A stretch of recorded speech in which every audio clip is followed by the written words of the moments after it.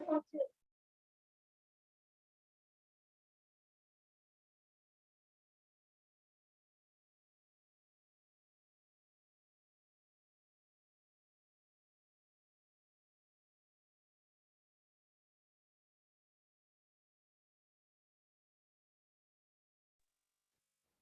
I guess एक बार आप audio video check कर लो अपना दोनों. Audible, sir?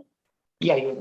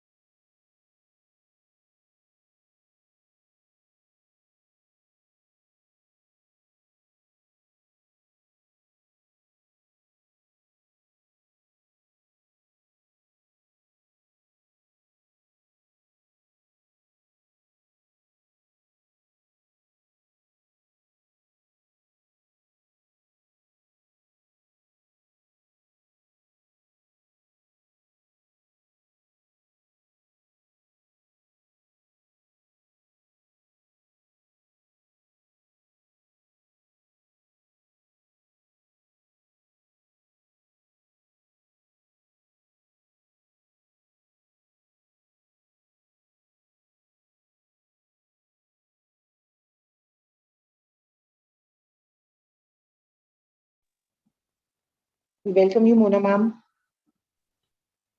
Welcome, ma'am.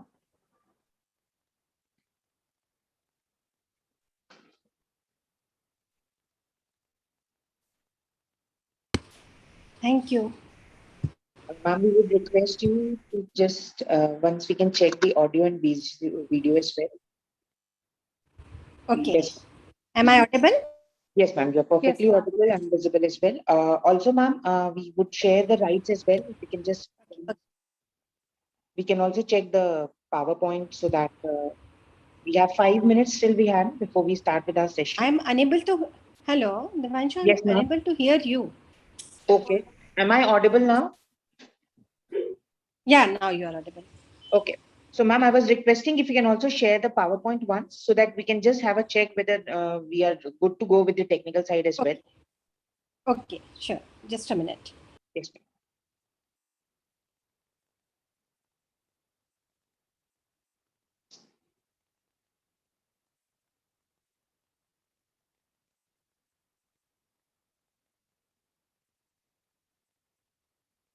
I welcome everybody to day 10. And the moderator for today's session is Dr. Yash Tiwari, ma'am. She's an assistant professor at Faculty of Law, Jagdan Lake City University. Yash, ma'am, we'll be starting the session sharp at 2:30. Sure, sir. Okay.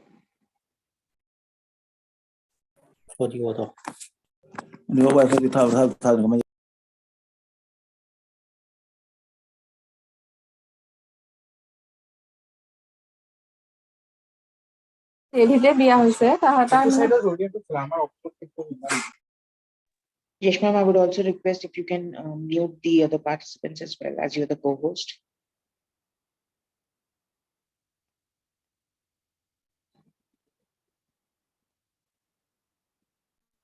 Sir, it is not happening from my end. One second, ma'am, I'll just.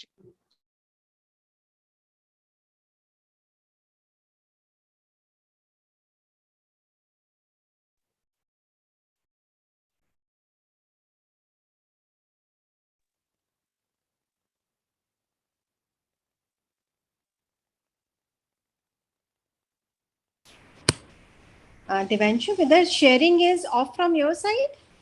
One second, ma'am, we'll just I'm check not it. getting. Ma'am. Yeah. One second. Yash, ma'am, you can please allow the sharing rights as well.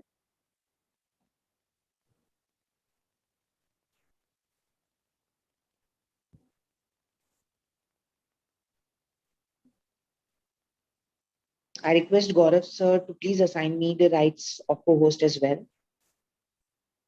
Sir, I have shared. Okay, thank you. Ma'am, you can Ma'am, try yeah, sharing now.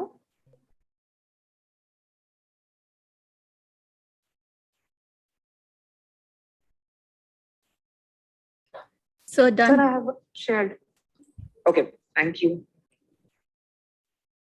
Ma'am, you can. Yeah.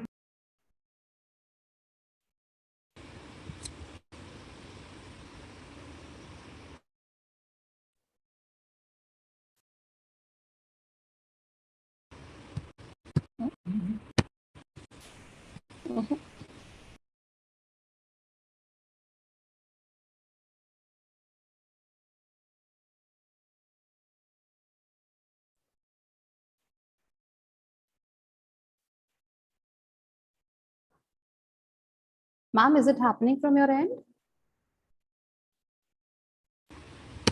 No, Yash. Still, I'm facing problem. Okay.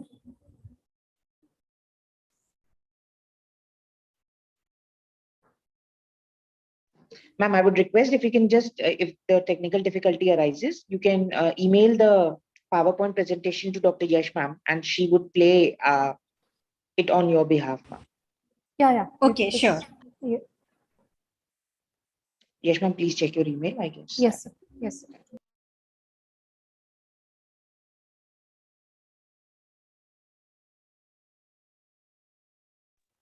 Dear participants, we will start with the session in next couple of minutes.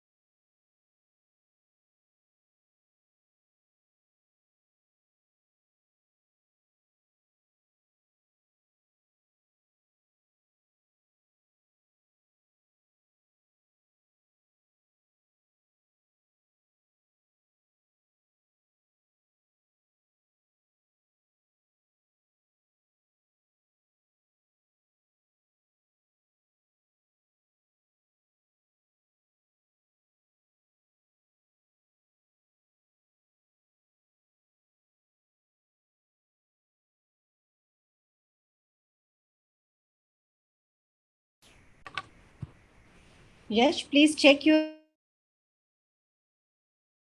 Yes, ma'am. I'm checking. email. I already sent. Yes, ma'am. I'm checking. I have not yet received. Yes, I have received, ma'am. Give me a second so that I can. You are muted. Please unmute yourself, Yash. Ma'am, she has received your email, ma'am, and she'll just share it. Yes, ma'am, please check it once you're Yes, able sir. to. Yes, sir. Just a second, sir.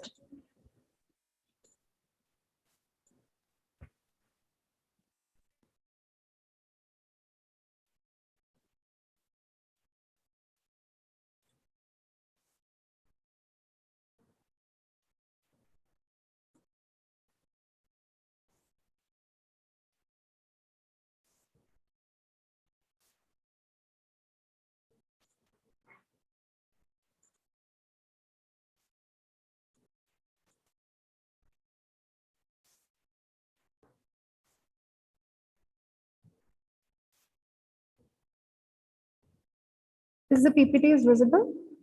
Ma'am, not yet. No, it is visible now. Please try to have a slideshow also once. Yes, sir.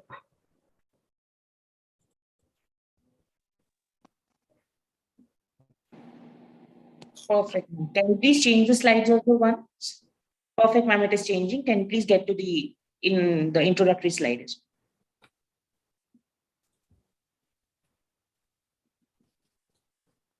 You can start with the slideshow, ma'am, keeping the first slide as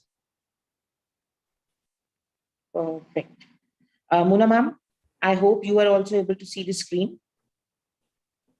It is changing automatically. We can stay on that slide, Yash, ma'am. Yes, Muna, sir. ma'am.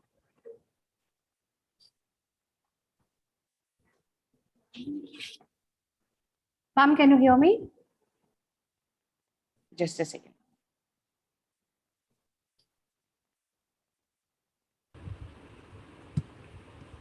Hello. Yes, Yes, ma'am, you're ma'am. audible. Okay, right. Ma'am, I would also request Okay, we are Devanshu. unable to see you, ma'am. You can just add your camera as well on. Yeah. Because there is nothing shown. You are supposed to Give you the again right. send me the 1 second. message for 1 second. 1 open of second. the video. Yes, ma'am. I've sent it. Please check it once. It's on there. Because yeah. Perfect. Yes, ma'am, Now we are is good it to go. okay? I think. Yes, ma'am. And Yes, is- ma'am. Okay. Is it okay, Devanshu, now? Yes, ma'am. It is fine, ma'am. Ma'am, shall I proceed? Hello. Ma'am, Yes, ma'am. am I audible, Please. ma'am? Please continue. Okay, okay. Yes. Welcome to session 1 of day 10 of this 15 days online refresher course organized by Jagran Lake City University and Roy Penal Group in collaboration with Guru Angad Dev Teaching Learning Center. The virtual dais today is graced by the auspicious presence of a legal luminary, Professor Dr. Mona Purohit, Head Department of Legal Studies and Research, Barkatullah University, Bhopal. Before handing over platform to you, let me introduce you to the gathering. It is an honor for me to introduce you my own teacher, Professor Dr. Mona Purohit. Professor Purohit is a seasoned academician with over 20 plus years of teaching experience in legal teaching. She is presently Dean Law and the head of the Department of Legal Studies and Research, Barkatullah University, Bhopal. She has to her credit 2 books and one highly acclaimed on legal education and research methodology. She has over 2 dozens of papers, apart from over 10 edited chapters to her credit. She has presented papers in various reputed international and national seminars and workshops. She has been a regular invitee speaker over the issues of TCPNDT, women issues, intellectual property rights, human rights, and legal research. Her postdoctoral topic revolves around the patenting of biotechnological products and the conflicting issues in reference to pharmaceutical products. She has been on the panel of various governmental and non-governmental bodies. Some primarily includes SSB, State Administrative Academy, etc., along with various universities and colleges. She has a rich experience of research, and around 15 scholars have completed their PhD under her able guidance. She is also a member of the board of studies of some renowned universities. She even features on the Doordarshan talk show and radio programs on legal issues. Professor Purohit has been facilitated with the prestigious Seva Samman Shiksha Ratna Puraskar and Best Teacher Award twice in her academic journey so far. A multifaceted, dynamic, and an academician par excellence, Professor Purohit, with her good God-gifted talent and seamless guidance, has earned a prestigious name in legal fraternity, not only in Central India, but across the country. Without further ado, I request Professor Purohit to address the gathering. Over to you, ma'am.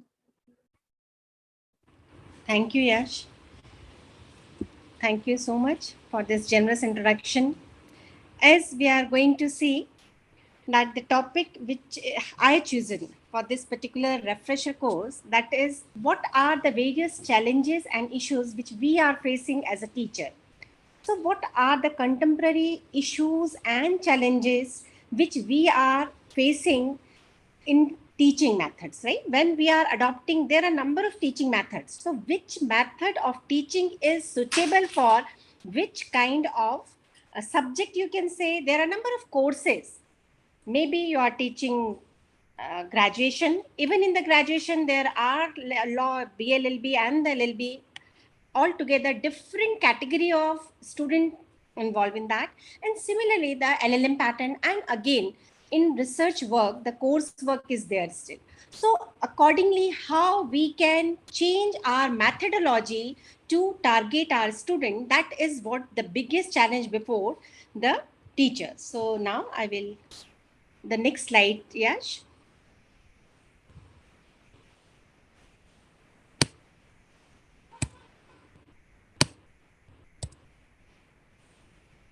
Okay.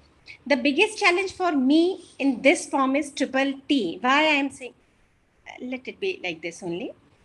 I am able to control it, so please let me do it. Okay. The biggest challenge from me is triple T. Why I am saying this? Because this is a refresher course and all are the teachers who are attending. That is my perception, that most of the teachers are attending this course. And to teach the teacher, the teaching methodology, I can think that is the most challenging targeted job for any teacher. So in this way, I can say that is the triple T, the most challenge before me. And who dare to teach must never cease to learn. So this is my learning period. I would like to take it as a discussion rather than monologue. But still, let's see if all of you are able to discuss it with me, or the maybe organizer have put you muted, and I am here to discuss only. So let's see what is the process of your this. But my issue, I'm unable to. Okay. So what are the various strategies? I would like to say most of the people use the word teaching methods. Rather than using that term as a teaching method, I think we should tell or use the word strategies, because strategies are more scientific. It is having all the objectives. So any teaching,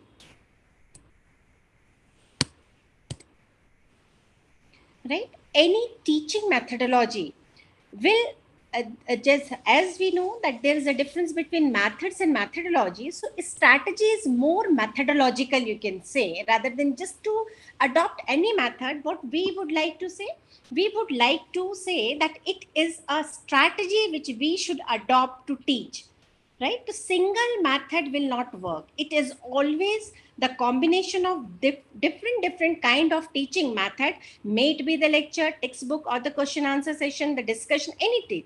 So various method will be adopted, and by using that method as a directional plan, we can adopt any strategy, right? So I'm using the term strategy rather than method. And strategy is a more comprehensive method, right? It is more comprehensive than the term methods. So we are having more scientific input in this. So what is teaching? Teaching is always a purposeful activity to influence the thinking and habit of the others. It means what? Whenever the teacher is going to teach you, ultimately one student is sitting there with some of his knowledge, the perception, his own ideology is there. But what teachers will do, teacher will try to give them a new insight, the new way to think about that, and sometimes they can able to change the habits of the others. And teaching is also a process of imparting knowledge and skill to the student, no doubt about that. And it is always be a systematic process with educational objective. If that objective, that learning will not having any educational objective, we normally don't consider it is a teaching. So whenever there is a systematic process with educational objective, that is a teaching process.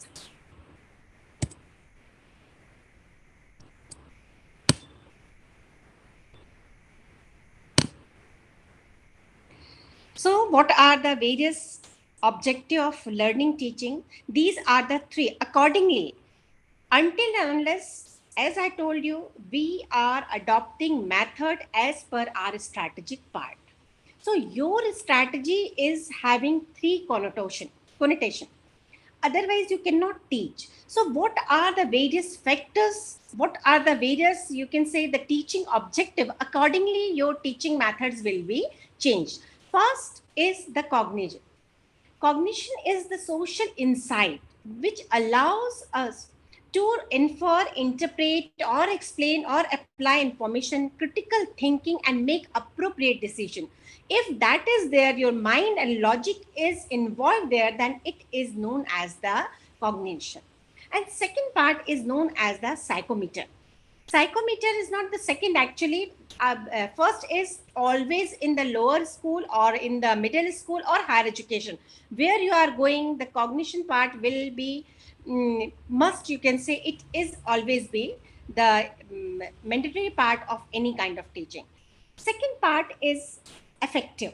Affective means the development of the attitude and values that is normally used in where it is used in professional part. It is always, it should be the part of all kind of teaching, but most of the time when we are involved with the professional kind of teaching, the effective objective of the learning is must for that. And last, that is the psychomotor. Psychomotor ability is the practical skill and the physical skill and your vocational skill and handwriting, everything which is reflective, right? That all will combine together. If you are having all the three combination of these objectives, then you can say you are teaching in the higher education institution where you are making the personality rather than a person. You are trying to convert a person into the personality. That is what the objective of the higher education. What are the various methods of teaching we used to learn? One is known as the telling method.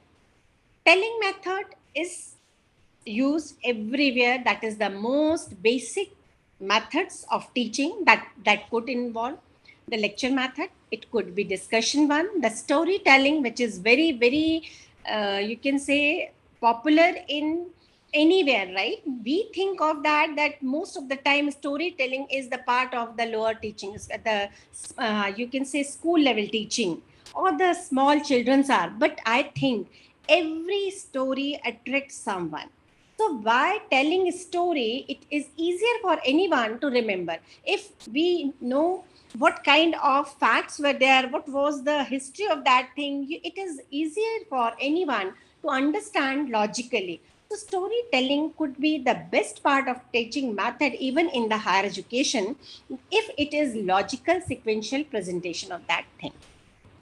Second most popular method of teaching is doing method.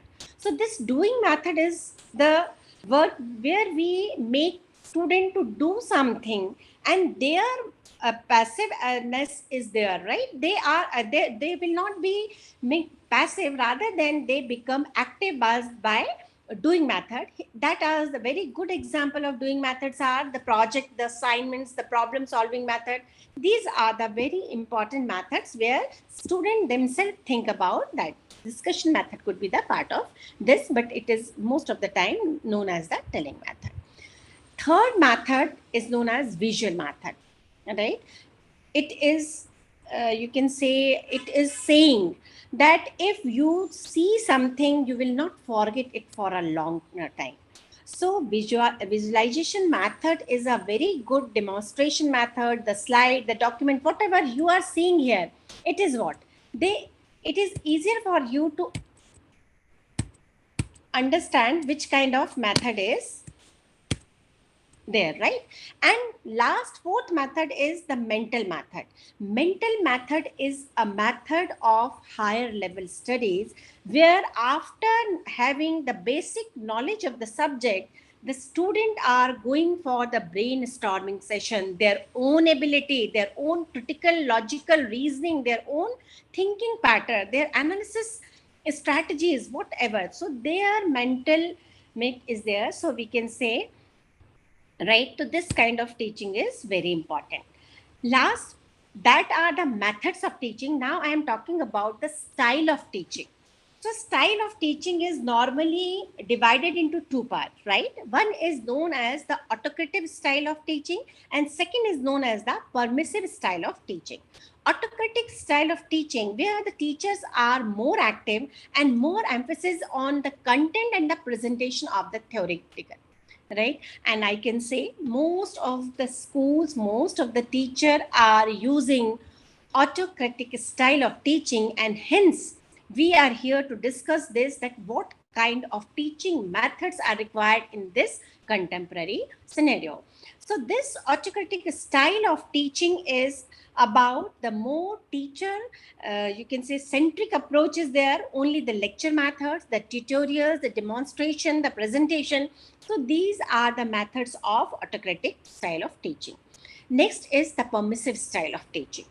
It reflects that the permission to whom? Permission to the student to discuss, to open their, to say, to share their views with the others. And here the teacher and student both remain active and lays emphasis on the student and applicability of the matter, how they are going to apply any content which is taught to them under the autocratic style of teaching. After that, they are able to understand what is the permissive style of teaching, how to apply the law, what are the various empirical methods. It could be the role playing, the discussion, the seminar, the brainstorming, clinical problem solving. Every day we are saying that these are the various methods. But the question before us, is it the method which we are using day to day in a day-to-day practice, or we are just saying no? We are using most of that. This is the, you can say, self-reflection time, where you can see, are you following the autocratic style of teaching more and the permissive style of teaching less, or you are good enough to having most of your methods involving the permissive style of teaching? So this is the question to yourself. Next is what is the general practice of teaching? Because in Indian legal education, more focus is on the knowledge. Whatever you have studied, you have to vomit in the exam. That is what the practice which is going on. So just knowledge-based centric education is there. No skill and educational model is there. A skill-oriented educational model which is required right now, but it is not the usual practice. Second, we are trying to give them the concept and the theories just by introducing and explaining the basic concept and theory to the student is the general method which we use. The illustrative and underlying key point by commentary analysis of legal theories, deductive reasoning most of the time we do, and Finally, typically, we knew or arguable cases to illustrate how to analyze. And by seeing this, we think it is more than sufficient because we are giving them the most important cases, we are discussing, we are giving them the analytical skill. No, it is not suffice. But this is the usual practice which we are seeing. The main contemporary teaching strategies, which include analysis of the case studies, small group investigation, problem-based learning, role-playing activities, stimulation, interactive teaching, discussion, questioning, viewing, listening, program instructed, community activities, lecture and seminar method. But what is missing here? You may be of the view that most of the things are here, but no, the most important 2 or 3 things which are missing here are the ethical values, are the skill oriented teaching. So that is what we want to discuss in the contemporary legal education. These are the most important, you can say, steps of teaching. First step of teaching is always start with the remembrance. Maybe you are from school teaching or from higher education, but remembering the facts, remembering the whatever the, you can say, contents are the general things which we introduce. Second, after the student is able to remember the things, we try to make them understand what you have told them, right? So maybe there are few words which you have let them remember. After that, you are trying to explain what is the that word, what is the understanding, what it word refers to. After understanding level, the third level of teaching start, that is the application part, right? You have told them what is the facts, what are the content. They must understand the basic principle, the theories. After that, what is the duty and what is the job of a teacher, that how to apply that knowledge into the practice. But that is generally think it that is the final outcome in law, generally in legal education, but it is not so. After that, analyzing is started. Most of the time, you must see that in the PG level, analysis and the evaluation system was introduced. Analysis of any facts, right? So in depth knowledge of anything and their own output, your own understanding, your own insight is expected under the analysis process. After that, evaluating process of teaching requires that once you know, I know this much, but that is not suffice. Within the group, you are supposed to evaluate yourself where you stand, right? So that is what the evaluation system takes. Self-evaluation is the part of this PG student. They're supposed to teach, and they will be their feedback form will be generated, and then they will able to understand which kind of teaching they are actually doing. Are they smart enough to teach everything we are going to see in the this step of teaching. And after that, the final research level of teaching, which let you know how to create something. You are able to do all the previous 5 steps. You are able to self evaluate yourself. Yes, self evaluation is you are able to evaluate yourself. But what is important, are you able to create something new, something innovative, which is the part of research. Hence, we are seeing that we are supposed to write what will be the newness, what is how you are different from other researchers. That is what the creative part requires. So this, so what is there? We are going to see the recent trend in practice of teaching. Now, in the contemporary teaching, the focus from is went to the two. There are two reflection is reflecting. Maybe you are seeing my PPT and able to see. We are moving from to two. It means before inception of this contemporary and new teaching methodology, we are more concerned who is teaching, from where we are teaching. Now the objective, for what, to what extent, to which objective. To is means here to what is the objective, right? Not only that I am teaching from this book is not suffice. For which objective, for which purpose you are teaching, that is the targeted. Second, we were practicing the behavioralist views. Now that is converted into constructive and developmental view. What does it mean? It means what most of the people were thinking in a behavior, that is the general. Someone is okay messaging. Behaviorist view. So we are converting it into the constructive development view, right? And this constructive development views is talking about what they are saying, that most of the person what are thinking is not suffice. What new you can develop, what new you can construct is the new method of teaching. Maybe whatever I am teaching is not the complete picture of teaching. You can innovate new kind of teaching.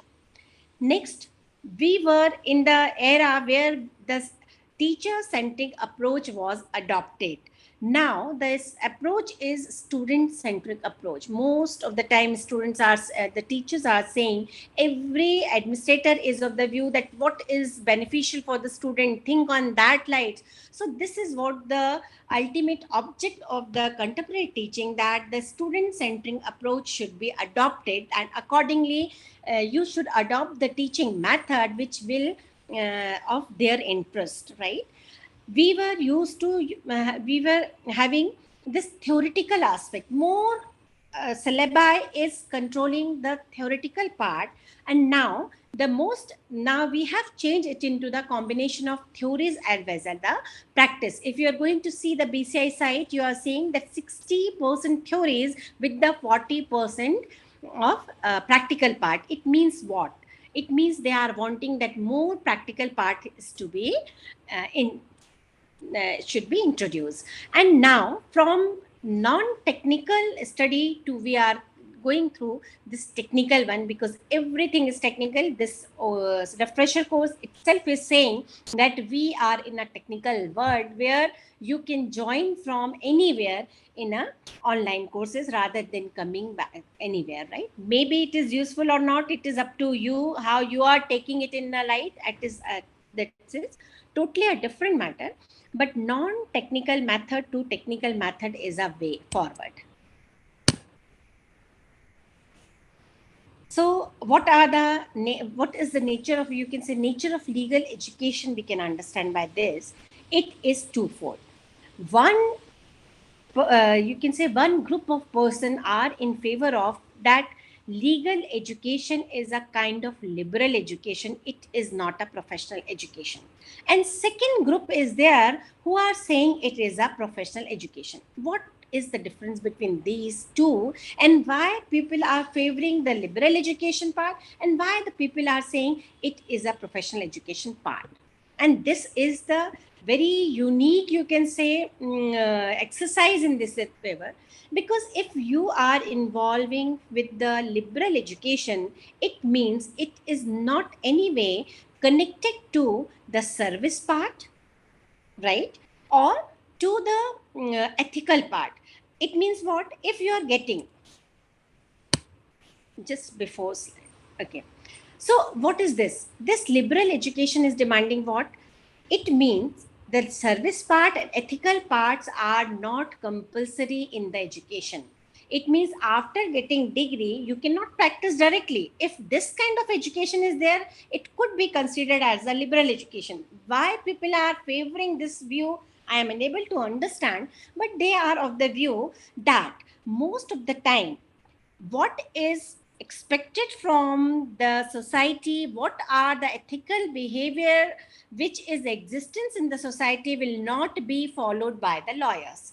Because in practice, lawyers are going to file the case from the criminals too. So how can you say it is a profession? So some kind of ethical dilemma is there, and because of that, some favoring the liberal education. On the contrary to liberal education, the professional education is saying after taking your degree, you can work anywhere because you are having the degree which is with the ethical values, because you are having a professional education with the service provider as a service provider. So being a duty bound person, you are supposed to have some ethical values which are already taught to you during your study. So that is the favoration of this professional education part. What are the legal education goals? Right? One and first goal is the academic education. General fundamental statement, fundamental thing should be known to all. Second, it is a professional education. Professional means you are having the social responsibility and the professional value. There is a combination that being a social, having the social responsibility, you will provide the service to the poor, to the society. And second part, which is a professional values, it means you can take any case from anyone, even though he is a criminal, taking them as an innocent person. First, you do your professional work. In spite of that, if he is found guilty, you were not in a fault. Second and last educational goal is training legally outstanding, means your lawyering skill. So these are the three basic goals of the legal education goal. How we start from this, I am giving you the brief insight how we proceed, how legal education proceed. The most primitive method of teaching is known as the Socratic method of teaching, right? Socrates were the persons who were wandered around, and they were from the Athens, and they were supposed to ask, they were asking question here and there and approach to find what is truth, and they were known as the Socrates thinkers. In modern time, the Socrates methods was adapted for university and it is a very dormant practice. Whenever you are doing something, you are trying to pose the question. So that is the Socrates methods of teaching is the very you can say old methods of teaching. Whenever you are in the class, you trying to put the question and the teachers are the student are supposed to answer. The second is the person who are the person was Green, his name was, and that is they just changed the Socratic method into the digitization method, right? The digitization in the form of computer program, right? Various series of questions were prepared and they were put in the question, and that is just, you can say the Green is a person who just tried to make the question in a digital form, and that's why it is known as the digitization of the Socrates method. Second method was more popular in the Greece, that is the sophist.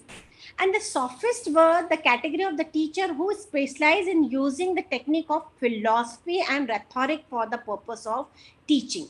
That was the excellence part of, right, how to excel in your particular subject. That was their method, and they were predominantly to the young statements of a noble person, right? So the higher class of the pupil, highly intellectual person were known as the sophists, and they derive from the word Sophia, means the wisdom, the wise. It means few person were regarded as the sophist, and they offered the practical education with the teaching. So you can say the sophist method is the practical method of teaching, and they think that what is good for the pupil, if they are in agreement with the teachers, then only that method of the practical aspect of the teaching can be fulfilled. Next method of teaching was the heuristic method, right? It means the you can say find or discover, right? Heuristic kind of teaching was not limited to the content or the practical knowledge, but what they were trying typically provide for understanding, discovering, and again developing the argument. That heuristic method is very logical, especially in the legal education. Why I am saying this? Because they are trying to see that there are similar facts, but different person are coming with or discovering the different kind of argument, coming with the different kind of justification. So that is the optimal, right? You can say good for the person and ultimate good enough give or a goals there. Next, heuristic method may student learn themselves, and only who are guiding, the teachers are giving them, you can say the discussion. So this is the heuristic method which is used in legal teaching all over the world. Next is the reconsidering of the current teaching and learning. So what we are using, that is what I have discussed, lecture method, discussion. I need not to discuss about this because all of you are using any or the combination of one or two method of these or three or more than this, right? So lecture method, discussion method, maybe it is a brainstorming method. You are giving them something, they are discussing, and that's right. Seminar method is there, case study method is there, problem solving method is there, clinical method is there, infusion method is there, concept mapping. I think you all are aware of this concept mapping, right? Concept mapping is very, very important right now. I will discuss in a further slide what is content concept mapping. You can say brainstorming kind of thing are, and they are in concept mapping, right? And the using web. These are the contemporary methods, current methods of teaching. Method of teaching has been changed from time to time, and according to the syllabi, according to your objectives, according to the course content, we are supposed to change our method. In old time, previously in legal field, if you are going to see the case study method, we have already discussed the basic content. Heuristic method is was Socrates and Sophist. But after that, the new kind of teaching method was introduced in legal education from 1911, and that is from Landell Howard, and this was known as the person case study method. So just 100 years been, and we are thinking we are doing something new in this, so it is not so, right? It is very, very old method of teaching in worldwide. In 1979, again, a very important problem solving skill method was introduced. Still, it is a very old method of teaching. We are still using that method of teaching, that is known as the problem.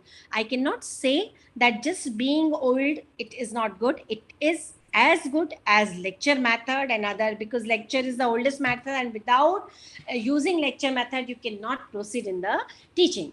So this is what so this was introduced in 1973 as the problem solving method, especially in the professional legal education I am talking about. There is that the case study and problem solving method was supplemented by the problem method.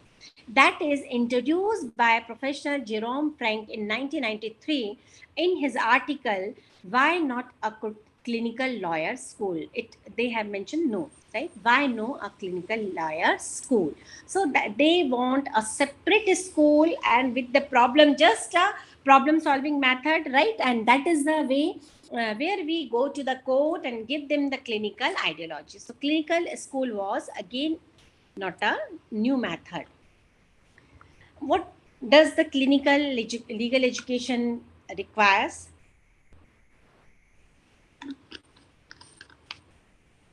We have, you can say, this method of clinic itself motivated from the medical science. Medical science is saying, in medical science, you must have seen various category of places. One is the clinic, then again there is a forward a health center, then the hospital, right?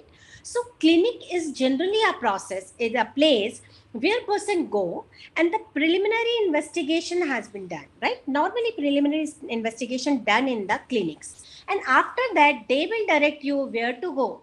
You are having this much of investigation. After that, which kind of, there is a systematic, right, investigation. Ki with your symptoms, they are just going to identify maybe that is the disease, and you can go to the orthopedics, or it is related to any, which kind of a specialist is required. So clinic is a place, a very small place, just for the preliminary investigation. Similarly, what we would like to get into in law field, we want then the student will be very easily familiar with the client, that what is the, before going to any place, how they will get an idea whether they should go to the consumer forum, or it is a fit case to go to the family court, or it is a fit case to go to the high court. What is the nature of case, whether you should go to the green tribunal. So accordingly, what students are exposed, students are taught that in clinic, what is the preliminary investigation? How to do the preliminary investigation? They themselves participate with the lawyers, and with this client representation, they're able to understand what kind of clients are there, what is their requirement, what is their need, and of course, before the lawyers and the teachers. So in the supervision of teacher and the lawyers, students are given how to inquire, how to investigate the particular case, and how to decide this case is fit for which place. Various clinical legal methods include, education has involved 4 transition, right? It is not like that only one kind of clinical legal education is in existence. Different. First was the student transforming from passive to active. The first object is that our first clinical method was targeted that all the students who are passive learners should be converted into active learner, being sent to the clinics. Second, professional transferring from lecture centric to the interactive teaching, right? So here we are also transforming the lectures. Next, the classroom is different. We are not limited to any classroom teaching. Now we are sending our student and teachers to the outside places, anywhere they can go, may it be the legal literacy camp, may it be the Lok Adalat, they can go and do. And last, that the legal methodology itself was changed, and now it become the skill oriented, practical, and the not limited to contemporary and lecture methods teaching. The clinical stimulation approach is what? This approach is the final, and it called the clinical stimulation approach. This approach has a number of facets. It usually involves the teaching the legal ethics. It means you are also teaching your student that if some person is poor, it is not limited to giving them the court knowledge. What you are also teaching them? You are teaching that what are the legal services which are available for the poor person, for any person who is helpless. So this is also the stimulation approach. So whenever you are there, you are being a teacher there, you are not supposed to stop by saying that this is the practice, that is the final. No, you have to stimulate them. What are the social stigmas? What are the social, you can say, problems which they should address? And clinical legal education plays a good supplement role on the traditional legal education. It offers a mirror through reflect upon and overcome the shortcoming and deficiency of the traditional legal education. But that method is not suffice. What is required? That is the infusion method, right? The infusion method is a method which include the legal ethics as well as the experimental method. And intent was to provide some introductory training, the formation of student affinity group by choice of their career. And what we are infusing, that you want to become the public interest lawyer, go to there. If you want to go for a corporate sector, you are giving them the opportunity to go for internship in that kind of matter. If they are the person who would like to go for the NGO, you are giving them the human rights perspective, the commissions, there you are sending for them internship. The different methods are used with the infusion methods.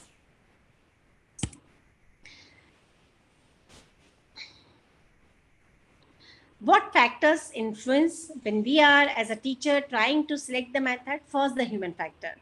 Whether the student as well as the teacher are competent enough. Which kind of student are there? Which kind of teacher are there? Both are capable of that kind of teaching, then only you can use the clinical teaching or the practical teaching or skill oriented teaching. Otherwise you cannot. If your teacher is not competent enough, they are going to give you the lecture methods only. They will not involve you in any kind of person. Second, object of the teaching. If objective is not much of the practical skill, or it is not having any syllabus which any content in the syllabi which is trying that you should influence the attitude of the person, it is very general thing, and there is no there is no possibility of new knowledge. So that always depend upon the objective of the teaching. If there is a new course, definitely you are going to give them a new insight. So what is the subject area, how you can skill them, how you can take them, and of course the time and material are the most important factors. The McCarthy report is very important, especially in legal education field. What they are saying, that diagnosis is a problem. Identifying and formulating issues, knowledge of legal rules and institution, knowledge and ability to use the most fundamental tool of legal research, establishing, first you should must understand this, counseling relationship, factual investigation, counseling, negotiation, ADR mechanism. And all these McCarthy is saying that fundamental lawyers skills are different for different factors. If you are involving yourself with the investigation process, you are involved with the forensic science, a totally different kind of teaching is required. But if you are proceeding for the counseling process, a different kind of methodology should be adopted. So different, right? And they are saying just to resolve the ethical dilemma, because the student is very new, maybe his morality is not allowing him or her to adopt a particular method of in the advocate chamber, right? He is not very easy, but he could good in a ethical values, and he would like to adopt what he would like to adopt the ethical more part, right? He can practice in a different codes for the consumer and different, so accordingly maybe he is not good in a criminal practice, he is not very morally that much of a strong, he feel guilty in this, so he can go to different. So this kind of resolving ethical dilemma is very important during your class teaching, so that the student will able to understand which kind of profession within the lawyer's skill, which kind of profession he is going to adopt, which is suitable, more suitable for him. In India, these are the recommendation in USA, but was referred by Law Commission in 184th report in 2002. And they were also saying that fundamental lawyer skill and professional values are the inbuilt part of the legal education, and no law school will deny this. It has to be the part and parcel of your curricula. And Ahmadi committee reports also recommend that the problem, method, moot court, mock trial, I'm just mentioning because directly they have mentioned the named their method, which method should be adopted, right? So the problem method, the moot court method, the mock trial and case study method has to be involving. They also suggested that 6-month practical training, including pre-trial preparation, drafting, pleading, conventioning, professional ethics, legal aid, and paralegal services.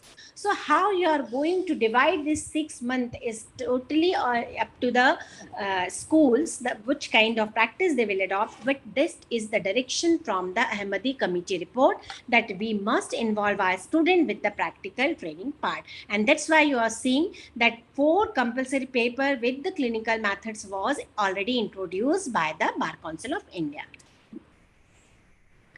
The National Knowledge Commission has also introduced that it should be justice-oriented education. So just see this, that generally we know that it is a professional education, but the Knowledge Commission is saying that the legal education vision should be justice oriented. From first day, you must tell them what is right and what is wrong, right? And what is professionally right, right? Because you are doing something professionally. Maybe morally you are feeling that this act is not good, I should not stand with the criminal. But being a professionist, you are supposed to do that. So you have to understand this kind of justice oriented practices required. Professional equipped to meet the new challenges in internationalism. So Law Commission is also talking that we should not think in a national perspective, but international connotation, international relation, international impact on the legal education must be understood. And legal education has to meet not only the requirement of bar, but also the new need of industrialization. Hence, we are seeing the commercialization, the various community involvement, the cooperation, the corporations, everything is seen. There are various weaknesses also in the current teaching methods. One, we used to teach them spoon feeding, that yes, teacher is supposed to complete his syllabus. If they have not completed their syllabus, the student is going to say that their syllabus was not completed, and administration is going to say why not you have completed. So first and foremost target of the any teacher, just spoon feed, complete your syllabus, after that we will see, and meanwhile there is a no time. Second, students become overly dependent on the information selected and provided by the lectures. They demand you, they are not ready to get 4 and 5 books. They will ask from the teacher that what are the notes you are going to provide. The notes are this much, and I am going to study only those notes. Why? You don't know. Because that is making them null, right? They are not able to understand their own reasoning, critical thinking will never be developed. Then the clinic is difficult to use throughout the whole courses because time is limited. So we cannot say practical knowledge and the practical balance and clinical methods, these are easily adapted, right? So you cannot. So we are having limited time. Accordingly, a portion of that has to be made for a clinical. And culture of research is completely missing in law schools. We think research will start only in the state of dissertation stage, right? Even in the dissertation, they are not much concerned, but at least till dissertation, they are thinking we are not in the research skill. But legal teaching, legal profession required everyday research, because if you are unable to identify, you are unable to understand which relevant case is at present, you cannot produce it before the court even after become the lawyer. So how to search the good case law is very important skill which we must teach them from the starting. Weakness of the contemporary education strategy. First, with the rapid development of science and technology, we now face a world where information knowledge are instantly available. Everybody can take knowledge and information from anywhere, right? So this PPT is mine. It means what? I have made it with my own understanding. But this is not that it is not available anywhere. It is available, but according to your own skill, according to your own knowledge, you can frame that. So knowledge is there. Every facts are available. Material is available. What is the duty of the teacher? That how to systematically arrange them, how to make them feel that yes, this is what the uniqueness of your own teaching. This provides challenge to the educator who have to ask, do the traditional teaching strategy, that the behaviorist theory which we used to teach, that if the student is poor, how to teach, what kind of language we are using, only these that match our legal teaching which is right now expecting? Are we expected that our teacher are quite capable enough, you can say, that they are using all the teaching method with objectives? How can teaching and learning be improved? This is what the biggest challenge. Every student will be different. Maybe you are a good teacher, you're trying to combine so many factors, but there are different students. Somebody will be happy with this and somebody will not be. But what is your job, right? Second, next challenge is before the legal community, legal teaching community, is the globalization and the liberalization, right? That again pose you the case that international law is there, liberalization is there, everyday new policy is there, or maybe law is saying something that is not amended for so long, but there will be a new policy. For example, we are teaching that victimology is not in part and parcel of Indian legal system, but it is not so, because every day we are seeing that victim compensation schemes are there, and directly or indirectly it is the part of Indian system. So which kind of everyday new policy, and according to the policy you are supposed to teach the student that law changes with the policy too. It's not like that the stagnation of law is there. Revolutionary changes in information, communication, and transportation are also posing the challenge before us. That are we, you can say, every day we are seeing the things that what kind of changes are happening outside, and we are giving them the very practical knowledge that what is the difference. For example, there is a lockdown. Students were unable to understand 144 is where the lockdown, if there will be emergency, what are the differences between these. So every day new picture is there, and being a teacher, you are giving them the insight. Highly specialized area of law. You are a good teacher, no doubt about that, but you can't be an expert of all. So are you the cyber law expert? Are you the IPR law expert? Or you? But nowadays, due to the technology, all are interwoven, all are interlinked, all are interconnected. So just being an expert of one area is not suffice. Maybe you are an expert of an area, but knowledge of other area is very, very important for you. Maybe being a lawyer, you are practicing. Being a judge, you are doing your judgeship. But what is going on? Being a judge, you have to see the cases of cyber law too, IPR too, forensic science. So it's very, very specialized skill. In spite of that, you have to have the knowledge of all. Next is the interdisciplinary knowledge domain, like science, technology, law requires different teaching methods for all different teams. And of course, the area is having a different kind of structure in your teaching method. More challenges, especially in 21st century. It means if teacher can only provide content, facts, theories, information, student will never be happy with that. Because how to use that search engines is very important. Everything is available, but are they able to know from where they will get the proper judgment? Which search engine is the best part?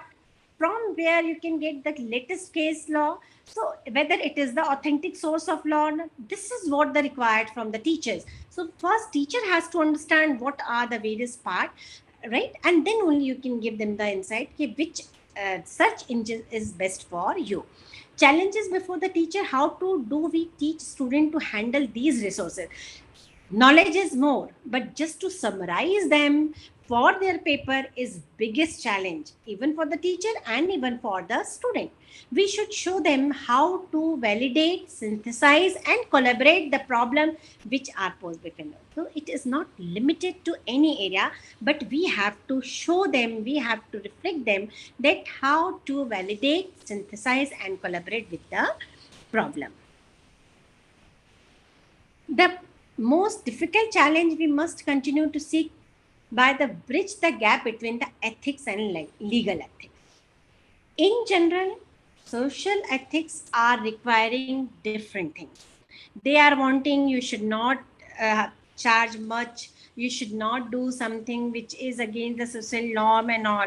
But being a legal practitioner, legal ethics are saying, no, being a legal professional, you should do something different. You can be the lawyer of anyone. So your curriculum will give them an idea that what the social ethics are requiring, because there they are teaching the poor are those person, you are providing them the legal aids, talk about the human rights perspective. Okay, everything is good, but what about your legal ethics?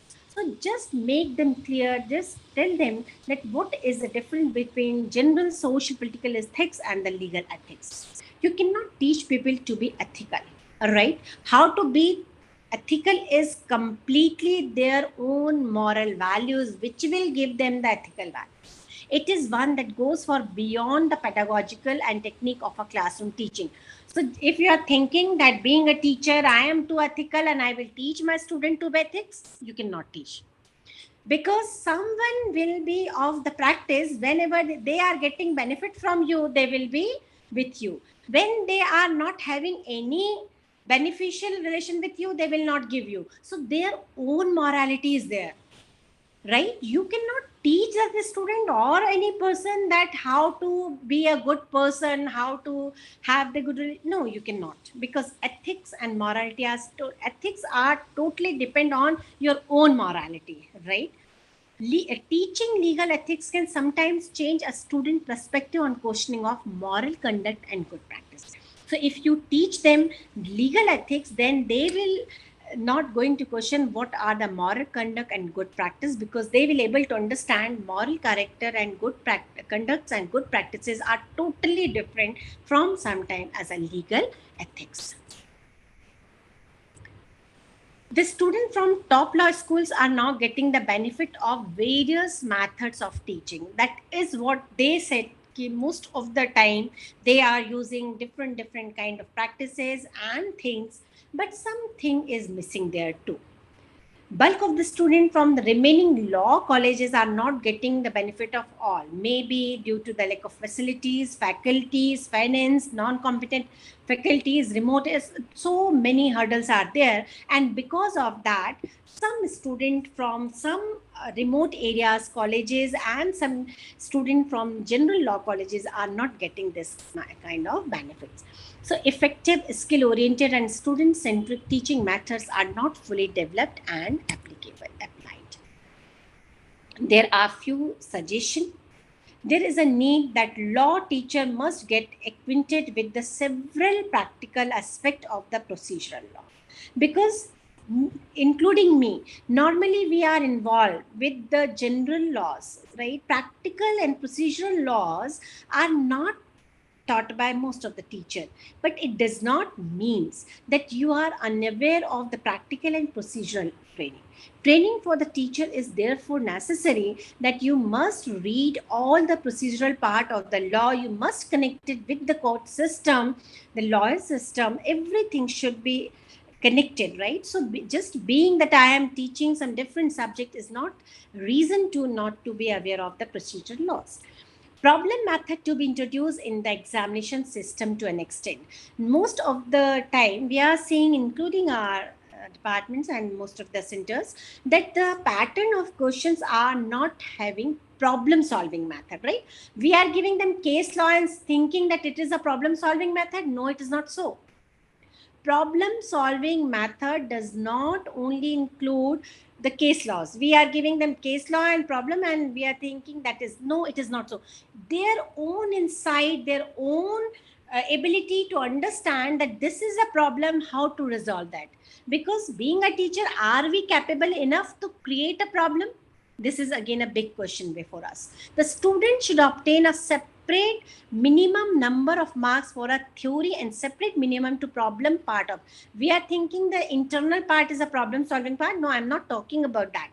The theory, general question, and the minimum part for the separate problem solving method problem, right? They are going and doing some problems and reflecting on that. There are different answer from different student will be expected, and that is what the problem part should include. The 1 year training program for the student is it should be make mandatory. Our syllabus has to be made accordingly. Autonomy may be granted to the teacher so that the curriculum, maybe there is a change in any law, there are different policies, there are different schemes which they would like to taught to the student. They want that only these 4 case laws are very important and leading cases on the topic, and we would like to taught the student with those case laws. That is totally, that should be totally the prerogative of the teachers. Then only we can enhance.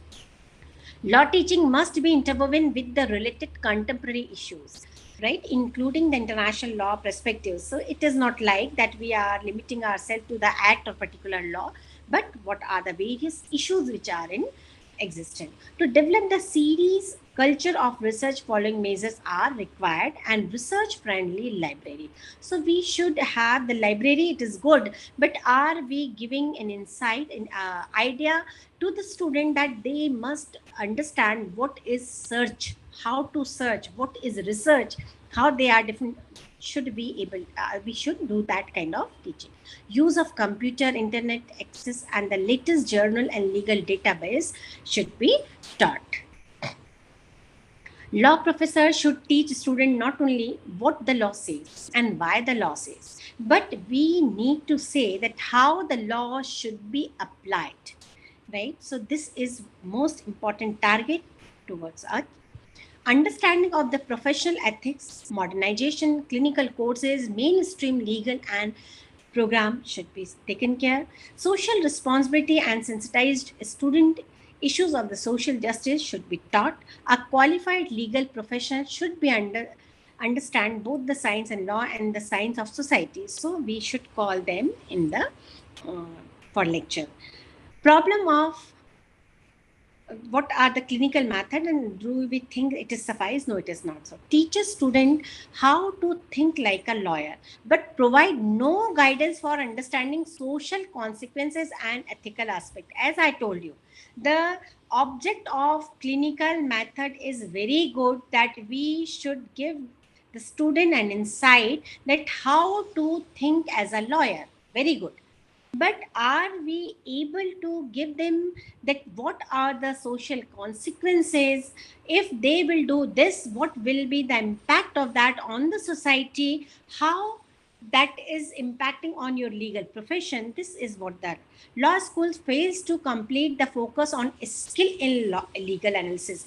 After completion of their degree, how many of them are able to draft any bail, able to draft any writ petition, or any important legal document? That is what the testing point. Are they able to draft anything which is important? Because our teachers are not capable, they will not teach the student how to draft.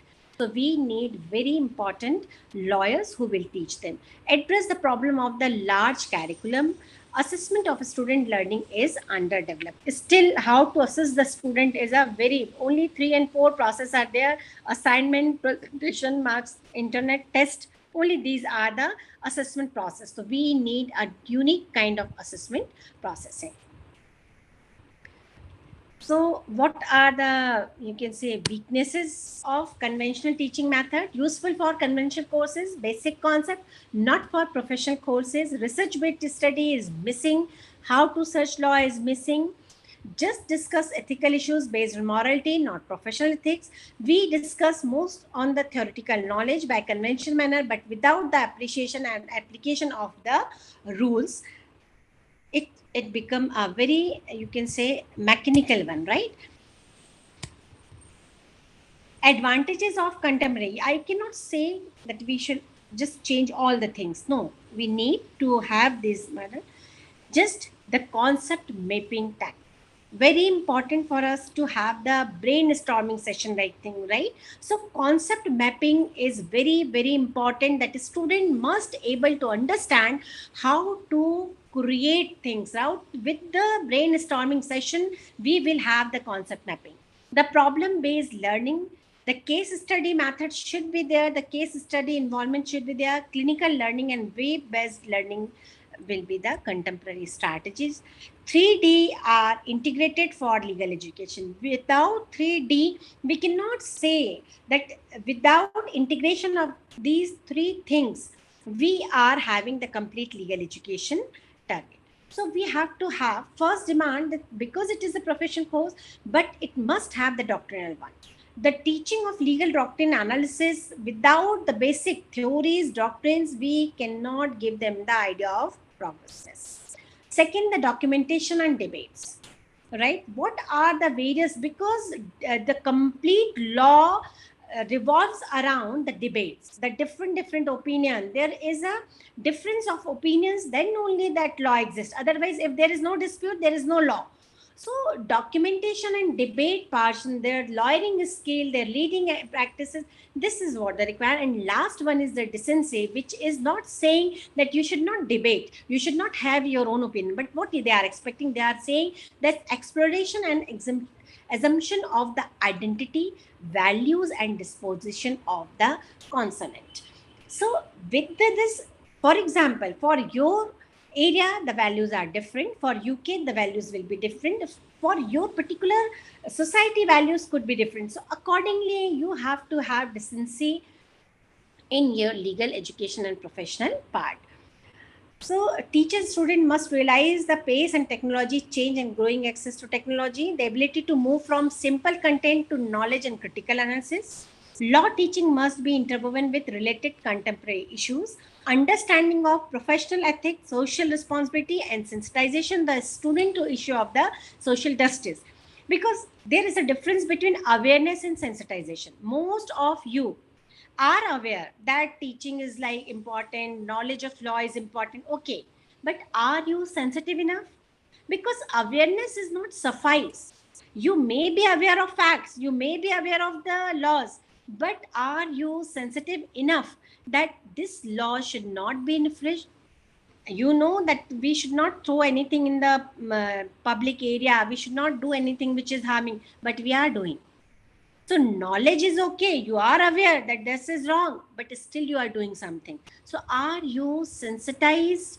Are you able to sensitize your student for the social justice issues? And next, the modernization of clinical courses in mainstream. So how to involve the there are various student perspective to understand the principle of law and how they apply the practice, ability to what they demand from you. They want that they should be able to understand, analyze, investigate, solve the problem. They want that you must teach them the proficiency in reading, writing, speaking in all the languages, whatever they are studying, right? Ability to, maybe you are thinking, I am a very good English.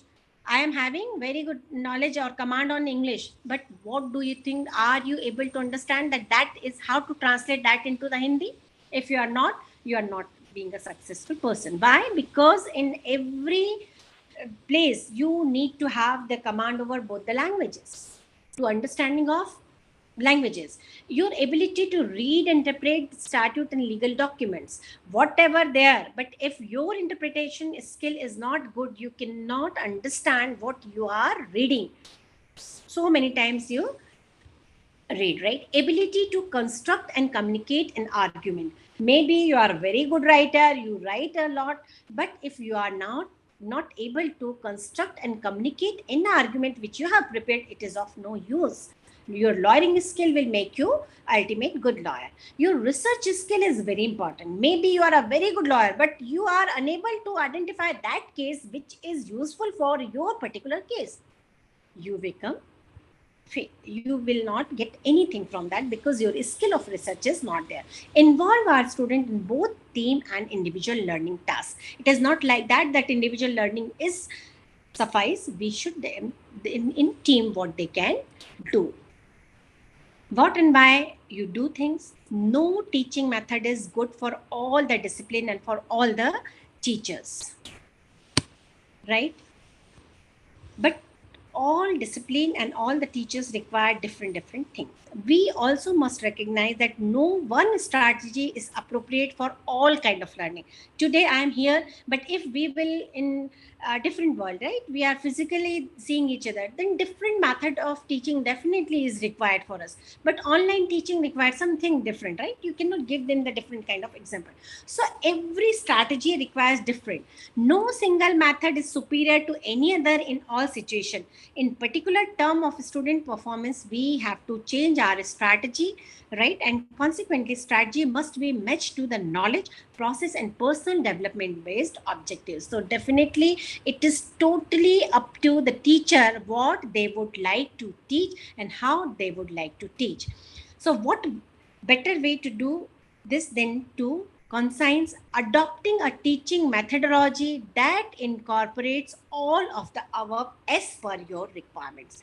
To be a good teacher, you should decide what is the curriculum demands, what your student wants, what is the demand of the time, and how to involve which kind of practice as per your curriculum. So nobody can teach you, as I started from that only, that teaching methodologies to the teacher is the most difficult task for anyone, and that what I am there to do, but I am doing. The most effective method of learning includes the integration of theory, application and reflection. So they are the learners who want that theory, application and reflection must be integrated. Hence the teacher should try to integrate this. So a good teacher not only knows the way but shows the way to the student. So if you are ethically correct, you are moral, I think you can be a good teacher. And that is from my side. Any query, any question, with thanks. Thank you so much for patient hearing. If there is a query and question.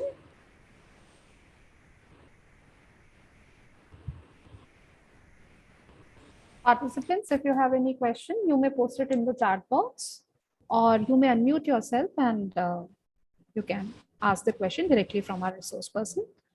Thank you so much, ma'am. Right. Ma'am, can you please turn on your video? And it is turned on. Ek minute.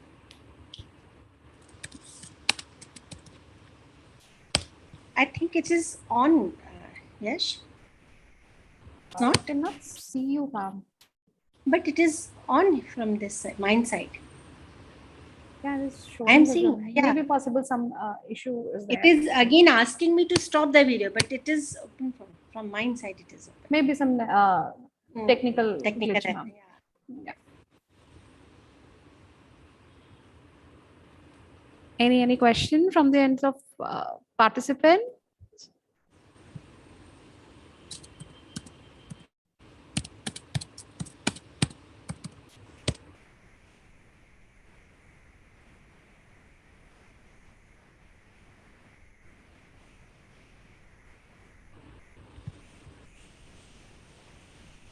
Ma'am, there is one clarification one participant want Yeah, on cognitive cognitive learning. Yeah, Yes, ma'am. cognitive learning, very good. Actually, whenever there is a involvement of your physical and your mental ability both, then it is a cognitive, right? Cognitive relationship is there. So if you are able to understand that anything which you are visualize, you are seeing, right, and you are grasping that, and somebody is explaining you too, so it is easier for you. So when there is an involvement of your mental as well as of your physical strength, then it is a cognitive kind of thinking, cognitive kind of learning, right? Thank you, ma'am.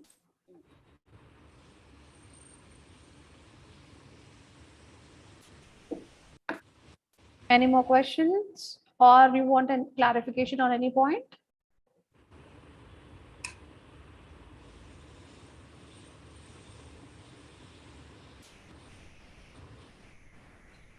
I think, ma'am, there are no more questions, no more Thank you. clarification in the chat box. So Okay. before I formally propose vote of thanks, I request all the participants to please turn on your video so that we can have a group picture with the resource person.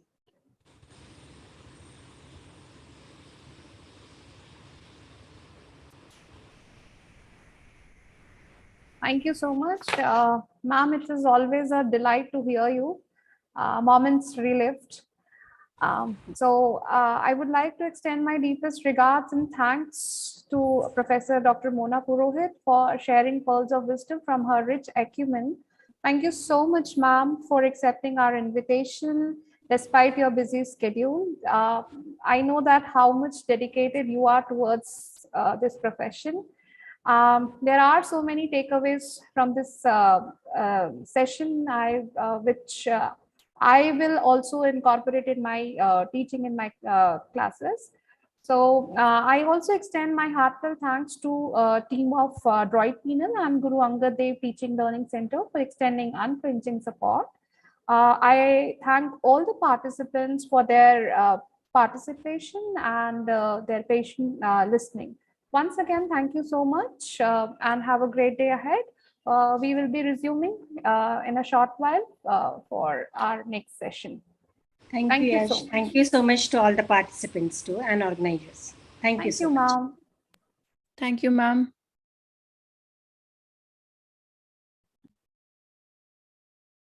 Over to you, Abhavya. Ma'am, we'll be beginning with the next session by 4:30.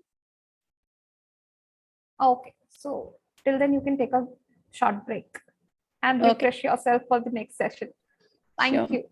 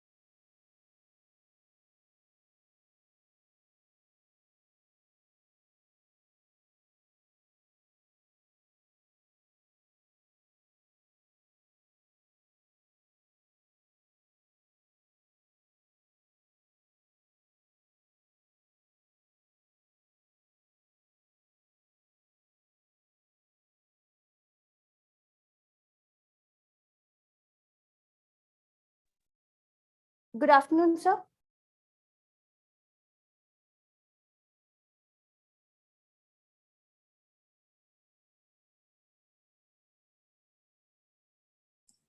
Good afternoon, Dr. Apurva. I will join in a minute. Yes, sir.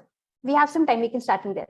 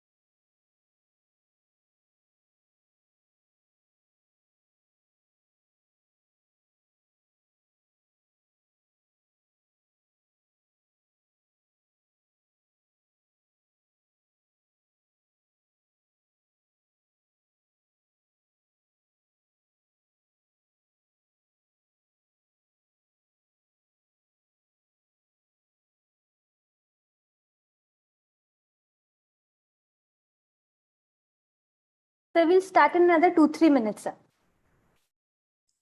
Okay, no issue.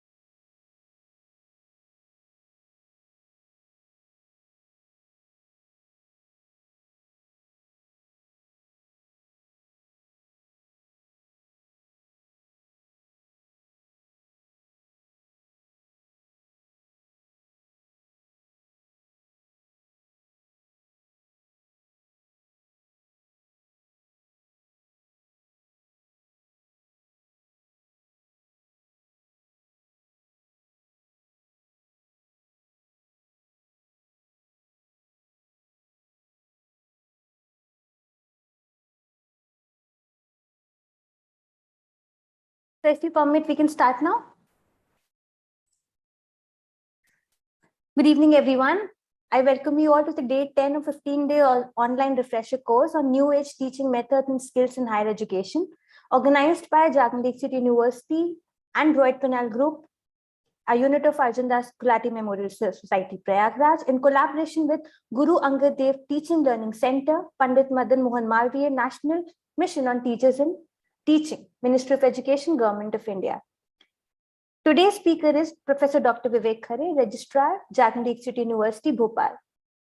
Before handing over the podium to Sir to address the gathering, I'll quickly introduce Sir. Professor Dr. Vivek Khare is a well-known personality in academia and sports. His research on problems of recovery and overdues of loans with special reference to Madhya Pradesh State Financial Corporation and Madhya Pradesh Audyogik Vikas Nigam was well appreciated and got awarded as his PhD thesis in the year 2003. He has a wide experience of teaching, administration, and research for about 2.5 decades. Dr. His area Apurva, of- Yes, sir. I think this is the brief introduction has been done. Brief is 2 lines and I will be okay with the 2 lines. So it will be unfair on my part if I do not give the elaborate introduction, sir. Okay, next So- 1 minute only. Yes, sir. He has a wide experience of teaching, administration, and research for about 2.5 decades. His area of specialization includes accounting and finance. He's equally competent in commerce and management education also. He holds responsible positions of the university like registrar and dean, through which he demonstrates his leadership qualities and managerial expertise. He also supervises KPMG accounting practices and SEMA courses. Professor Khare also serves as a consultant, board of studies member, and visiting faculty in some of the prominent institutions across Madhya Pradesh. Is also an active member of Indian Commerce Association. Sir has been nominated on the proven record of successful experience on a merit basis, a member of Students' Council in Government Hamidia College from Bhopal in 1991 and to 1993. Sir has also been a regular member of senior cricket team at state level as well. Sir, it's an absolute honor to have you amongst us. Without any further ado, I'll request you to kindly address the gathering. Thank you, Dr. Apurva.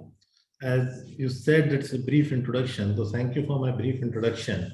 And good evening to all participants. I hope, as Professor, our Vice Chancellor has suggested in the inaugural ceremony, that the video will be on and you people will be more in a discussion mode rather than having only listening to the lecture or whatever I will discuss, because it is always good when you people will contribute from your end. The reason behind that is some of you are also experienced teacher and you understand when the class is interactive. It is always feel good for the teacher also.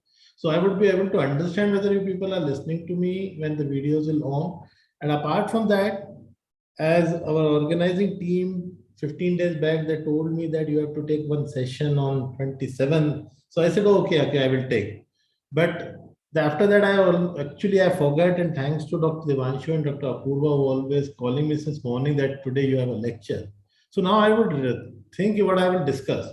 And as I have to go to talk about the teaching skills or modern area or the key area research, the key teaching skills required for the teachers. And I will actually, when I always believe that as a teacher, we need to be innovative. And this is the first area where that's what I always talk. And innovative methods of teaching is a crucial skills for teacher. I think most of you know that. Even the scientific research has shown that innovative teaching methods and approaches can significantly enhance the student learning processes. Innovating our teaching strategies is no easy feat. When there is any change in the teaching methodology or the way you teach, or there is any change in your routine work, it's always difficult to adapt those things. And it can be scary because just like our student, it places us out of our comfort zone in a position. And why I'm starting with this, because before going into the key teaching skills, I think we know that what we are doing. And it is out of our comfort zone in a position where we can fail. However, this is very important for all of us to experimenting new methods and strategies we can improve our student engagement. Whenever I teach, of course, when I teach accounting as a numerical part, you have to teach them on a boards and sometimes through PowerPoints, and you have to solve the numericals. But I always believe your students should always be engaged. And it will be a win-win for both students and teacher. Believe me, it is not like that only students will be benefited. This is also win-win for you. And now when I will share one screen with me, and as Apurva, I have a screen with me. Can I share? Yes. Yes, sir. I think the people who are attending this,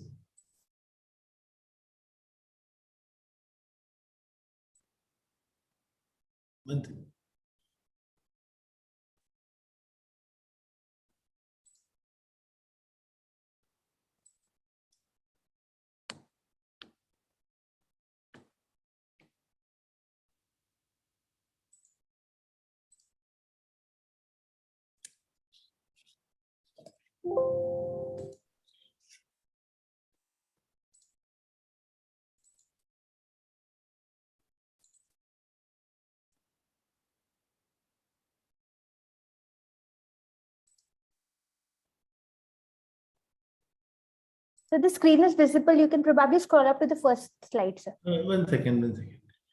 I'm starting. Okay. Yes, sir.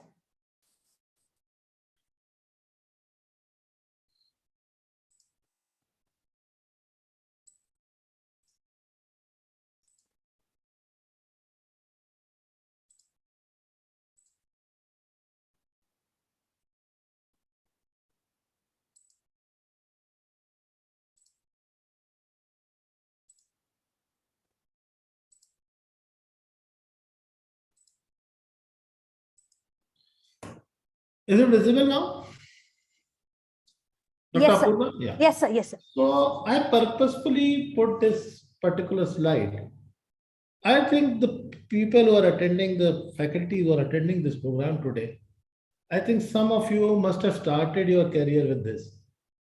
Can I get answers from anyone? Can anyone started with the blackboards and this green boards, if you remember? If I could get the answers, I can move quickly. So some of you must have started teaching with the blackboards and green boards.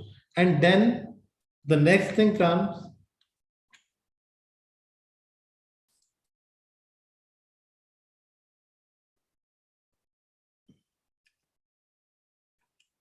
There's a problem, I cannot move. Then I think you people have started, then the next step came.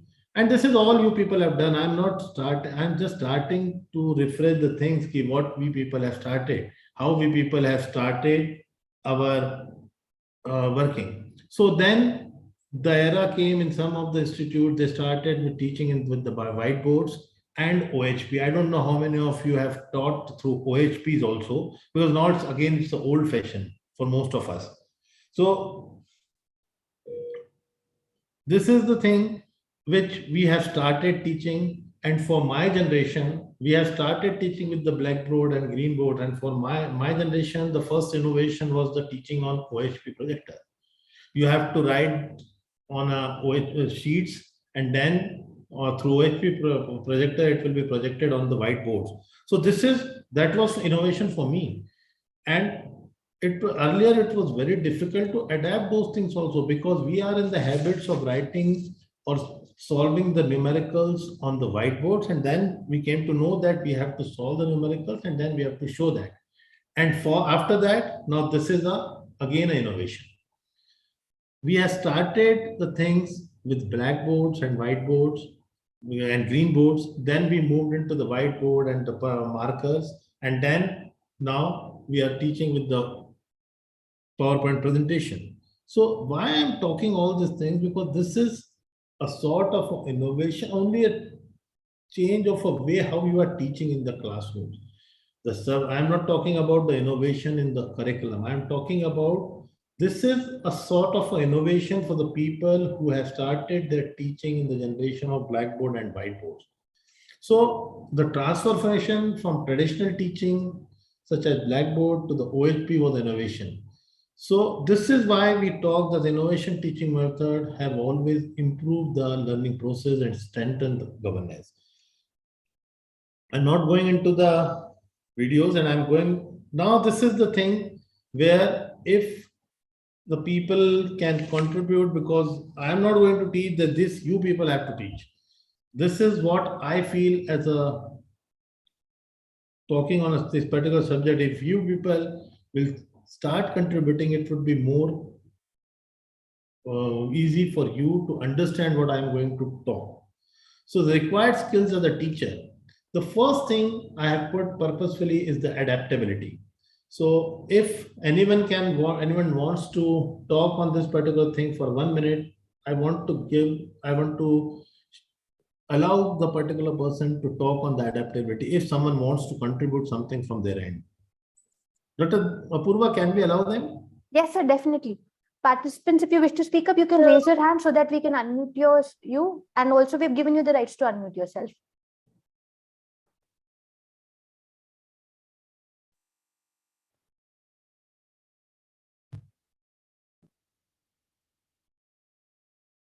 And this words will come again and again in the whole lecture, and this will be a test of your memory also. After some part, I may ask you the same thing, where we have discussed all these things. The problem is that this is what we expect from the students when we start teaching in the classroom. We always expect that they will come prepared. Of course, you were not aware of what I am going to teach. But these are the things which most of you have practicing regularly. I'm not going to teach you a rocket science. I'm just going to talk about the general things which you people are regularly practicing. And that is why I want this particular thing to be more interactive. The reason behind that is, if it will be interactive, you will start feeling comfortable, and you will come because I understand after the 6 days of rigorous lectures for 2 hours, 3 hours regularly, and this is the last lecture on Saturday. You people feel maybe a little low also, but I want you to come out of your zone and start discussing on these things. So it will be great if some person wants to talk about why this required skill as a teacher and adaptability. What is the reason and how many of you we are following this? I think most of the people who are attending this are following this particular thing. No one wants to contribute, so no problem. Because in the modern digital age, I always believe teacher needs to be flexible and able to adapt to whatever is thrown their way. This is the very important thing. We are getting so much of knowledge from everywhere. And in digital age, students are coming with their knowledges. So a teacher has to be very flexible and able to adapt and to understand what is going on their way. This is a very important thing, adaptability or flexibility. This is how of most important skill as a teacher, I believe. This is my understanding for this particular thing. You may have a different thing. Of course, I'm not saying anywhere that the teacher's knowledge is not important. The first and foremost thing is the knowledge of a teacher on that particular subject. Apart from the knowledge, other thing these are the skills we are talking. So many people have so much knowledge, but how to communicate that knowledge to the students is very important. So this is why we are going to discuss today on the required skills as a teacher. And I hope, again, I am hoping as a teacher that at the end of the lecture or in between the lecture, the people will contribute from their end. So the other point which I feel is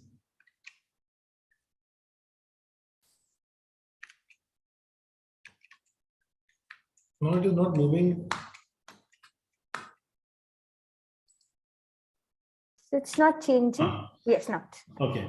So the second skill, as this is my experience, with the experience I am sharing all these things, is the confidence. The other important thing which I believe is the confidence. As a teacher, we should always have a confidence, not only in themselves. This is a very important thing. A confidence in yourself is, of course, it is required, but confidence with your students also. As a teacher skill, you should have a confidence on your student. Always a confident person will inspire the students for doing well in their life. And this is why as a teacher, because just communicating the textbook knowledge to the students is the one thing. But apart from that, the students should have a great communication, great sort of a trust or belief in you, and then only he will start loving you as a teacher. This is what I believe. The other thing is the communication, and I think this all again, you people might thinking that why am I telling all these things, and you people must be practicing. But unfortunately, when it comes to discussing, we were not contributing, and that is why I have to repeat all these things. I was thinking I will only change the slides, and people will contribute from their end. But anyway, the communication, I think as a teacher, we need to communicate not only with the students, with the colleagues, we have to sometime, as a higher education teacher also nowadays, for this generation, we need to communicate with the parents of the students also. We need to communicate the staff member about the students' learning. So this is why sometime a day is spent for communicating all these things. But this is again important. When you are in this particular field, don't think that my work is only to the teaching in the classroom and it will be over. Teaching that 10 slides where we have put some definition, we have put some bullet points, and then that teaching is over. No, my always belief is communication is also important with the people. Then when we have, I think this is again, you people are practicing, you people are doing all these things. But as a teacher, require to be a continuous learner. Continuous learner because it's a lifelong learning process. Honestly speaking, teaching is a lifelong learning process. Every day the world is changing along with the curriculum and educational technology. So it's up to us, the teacher, to keep up with it. Because when we are in this particular field, we have to understand, everyone should know all the changes which is happening in the world. And that is what is important as a teacher. If you will go the extra mile to learn, will always be a very successful and effective teacher. And this is what I'm trying to communicate to you people, is that having a subject knowledge is very important, but at the same time, with apart from the subject knowledge, you should you should always adapt the situation. You should be very confident. You have to communicate. And as I said, till that you have to be a continuous learner. Then this is a word, innovative. I started with the innovation, and apart from that, imaginative. Can anyone would like to add in this? Please do not attend this if you want that you are attending this particular thing for the attendance sake. I think I will request the organizer that they will give you the attendance, and I will not continue. This is only why I want your again and again I'm requesting of that your participation is important. We during online teaching, this is a very big problem, and you people must have seen that when you were teaching with the student. But while attending this, and if someone wants to add, they are free, they can unmute themselves and they can add, because this is very important for you. And as I said, I'm not going to tell you new things. I'm not teaching, I'm just sharing my experiences with you. And again, as I said, I'm not going to teach you the rocket science. I'm just going to teach you what may be the qualities or what may be the required skill, which may, if you will adopt those things or adapt those things, it will be you might be add on as a effective teachers. If someone wants to add, they can add, or I will move.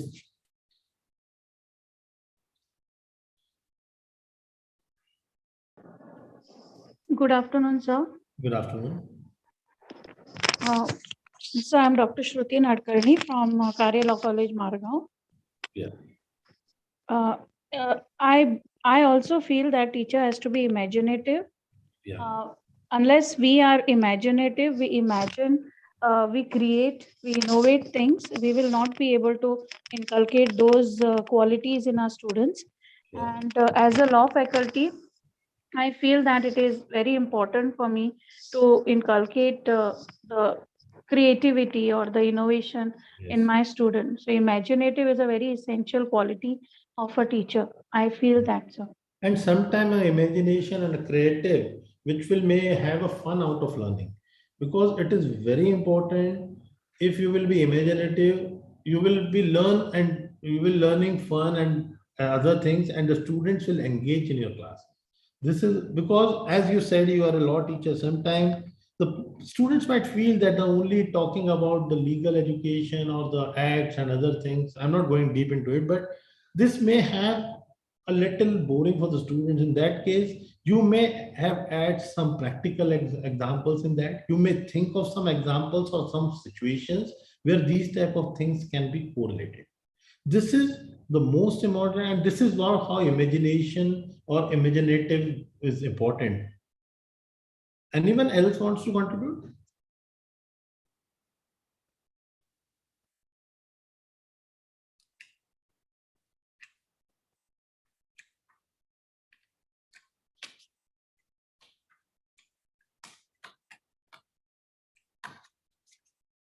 I don't know what is happening. Again, it is not changing.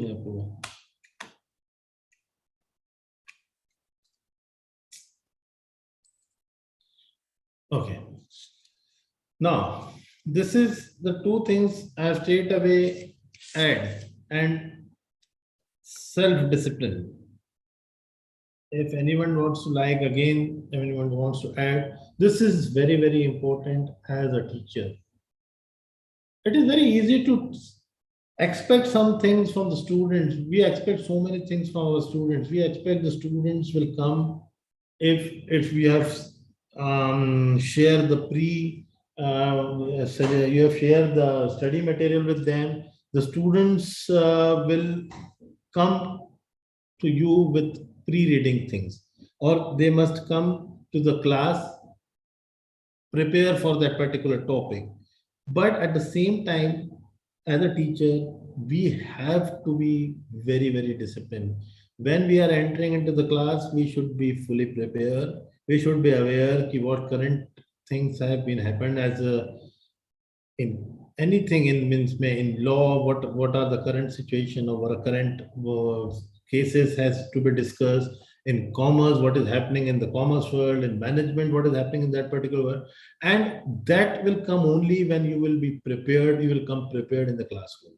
And apart from that, self-discipline, be punctual, always be on time or maybe 5 minutes before the class, because if you will not reach 5 minutes before the class, you would not be able to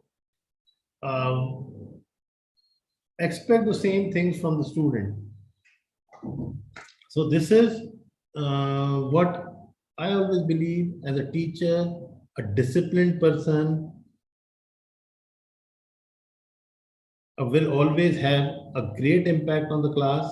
He will always be able to expect the same thing from the students, and at the same time.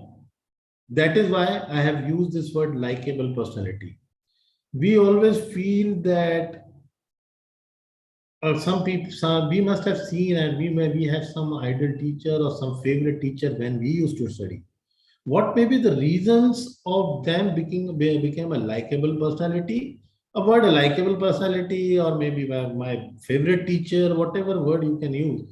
But what was the qualities that particular person was having the qualities? Why you used to have some favorite teacher when you used to study?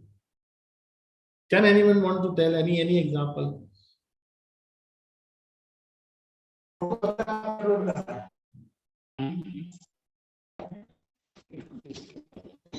Good evening, sir.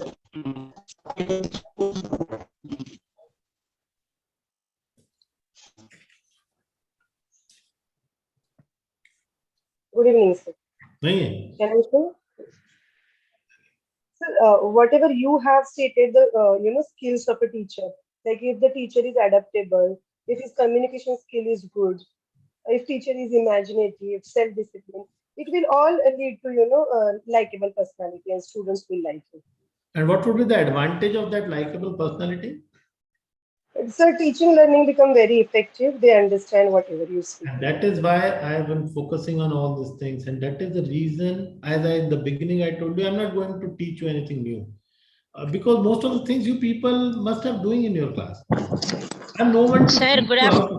Yeah. Sir, good afternoon. This is Dr. Meenakshi Jaykumar. Yeah. I would like to say that as a teacher, if any student doesn't like that subject, that doesn't mean they doesn't like the subject, they doesn't like the teacher 50%, more than 50%. If they like the teacher, the subject will automatically, they will learn the subject. If some student says, I don't like maths, that doesn't mean they don't like maths. Actually, they don't like the maths teacher. Yes. Teachers, any approach or their dressing sense or the way they speak or the way they behave, that may affect the children. If the teacher dresses very well and she speaks very well, she takes care of the children and she speaks in a little better way, automatically the student will love the teacher, to get familiar with the teacher and to get appreciated from the teacher. He will learn the subject automatically, isn't it, sir? Yes, 100%. I agree with you, and that is what I want to tell you, because this is how, and that will come under the self-discipline. That you must be self-disciplined, and as you said, the first and foremost, as a teacher, a subject knowledge of that particular thing is very, very important. But the difference between A good teacher or average teacher may be how you are communicating that subject knowledge to the students. It is always a way how you are communicating, how you are able to transfer your knowledge to the students. Please do not expect from the day one that students will able to learn the things very fast or he will know everything what you know, because it will take time. He is your student. He's coming in the class. He will not up to your level. In some classes, you will find some students are sharp enough. They may be like you in that particular topic, but most of the students are there to learn from you. And you have to, sometimes you have to go down to their level to communicate them. I'm not saying that you people have to teach them on a lower level of the knowledge, but I'm talking, you have to change the methodology. You have to change the way you are teaching students who are more than 90% or the students who are more than 60%. There may be some changes and that you have to adapt during the classroom teaching. You need to understand what the students wants from you. And that is why, and as you said, the overall teacher's appearance is very, very, very important.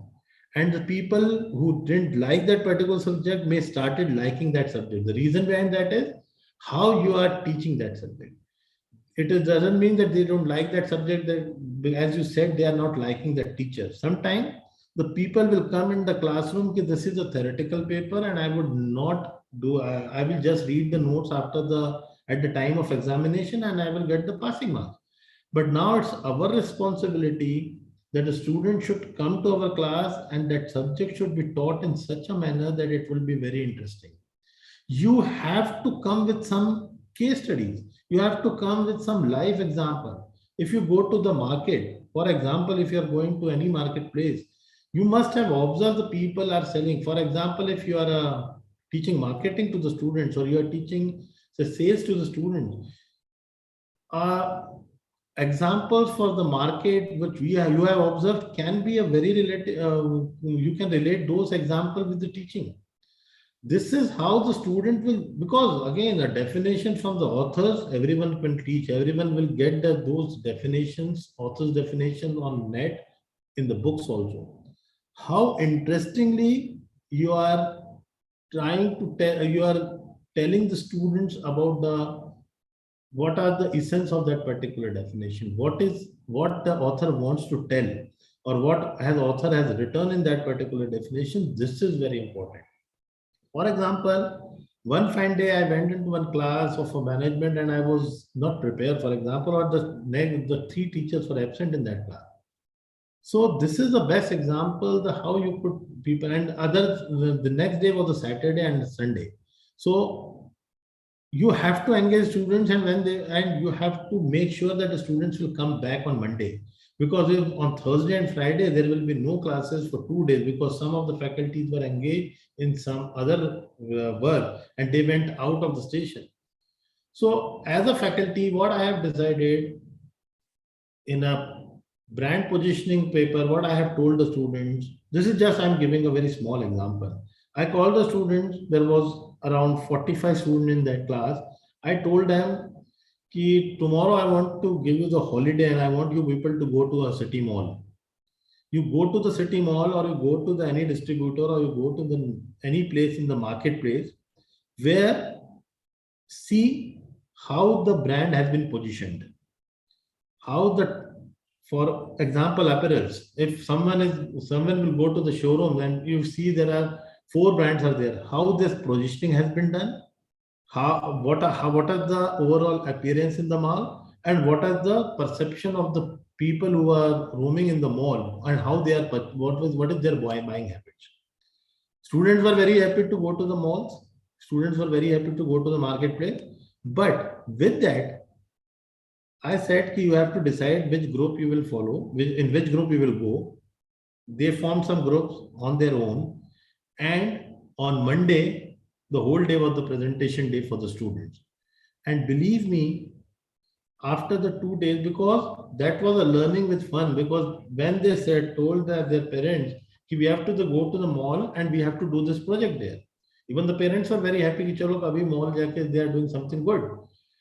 And you won't believe students will come with a great idea. They have shared those ideas with showroom people कि this brand is not on a correct, this particular brand is not positioned at a correct place.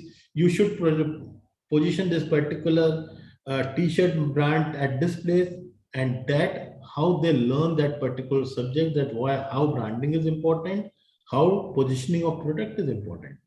And on Monday they came, and some people came with some samples of the plywoods and other things. So we got 8 to 10 very good small projects out of it. So I grabbed that opportunity. Unfortunately, I should have earlier, I didn't share that with the student. My problem was because I was only 2 teachers were present and 6 teachers were absent. It was a small institute.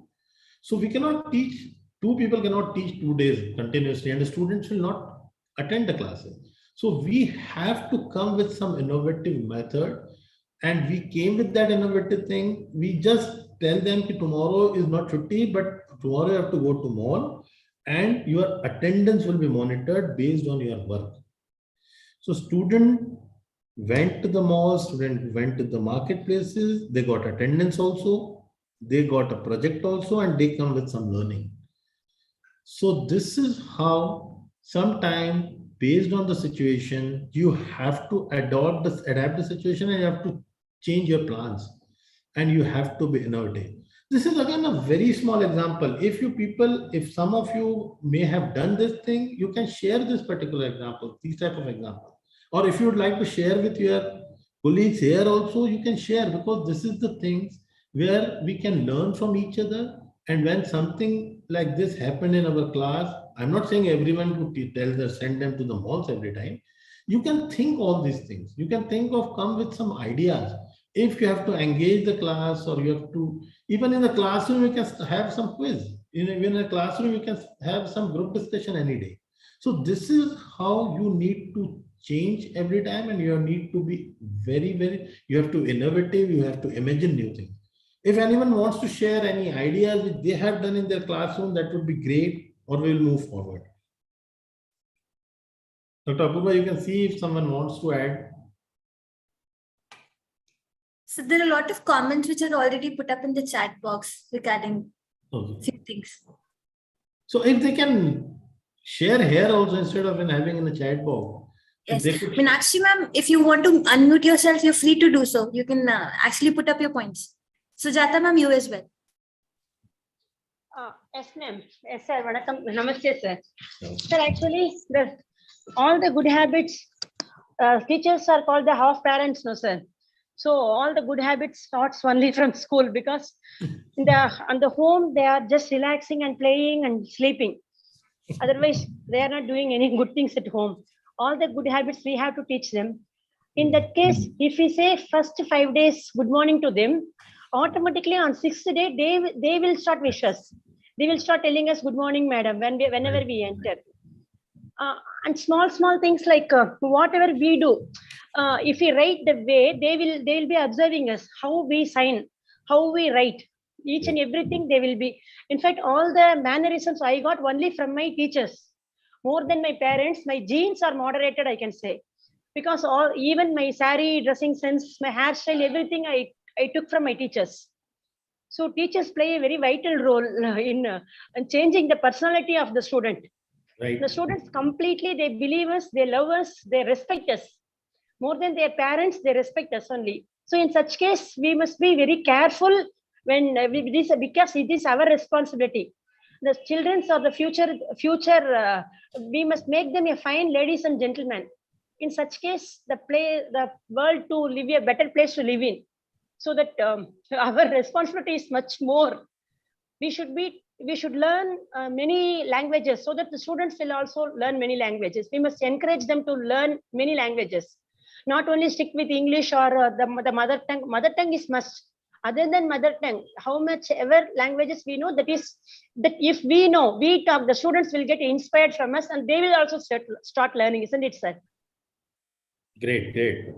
Yes, sir. This is what a good teacher will be. And this is how the students follow. As I said, that you always have someone favorite teacher, or someone in your schools or your university to whom you want to follow, or you want to like them. And this is the personality, or this is the overall things which attracts you towards him. His confidence of that particular person, his good habits, his way of carrying the things, his his dressing sense, all these things are very, very important, because sometimes the students will share those things which they may not be shared with their parents also. Sometimes some students are very close to you and they will start sharing their problems, their personal problems. And this is why your responsibilities is big. As a teacher, our responsibility is very big. And I always said to the students, and today also I was attending one FDP and some workshop, there also this particular thing came.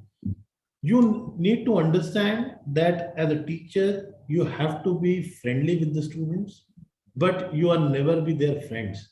That is very important. As a teacher, we need to understand a very thin line. Which line is very thin.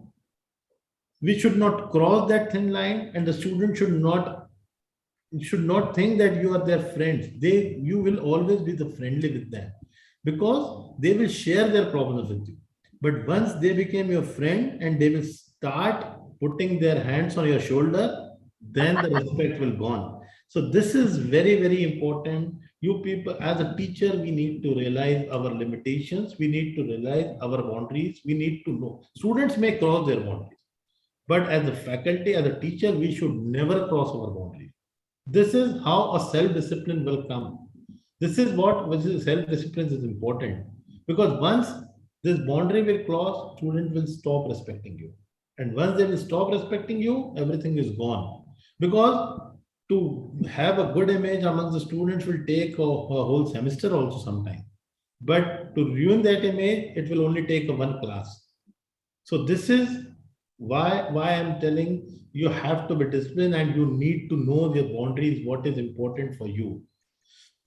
Anyone else have some example where they have engaged the class in such a way, they have not planned those classes, nothing was in their mind, but all of a sudden they have to change their plan, and when they enter the class, they have to change the plan, and they came with some idea which was a fun for the student as well as it have a great learning for the students.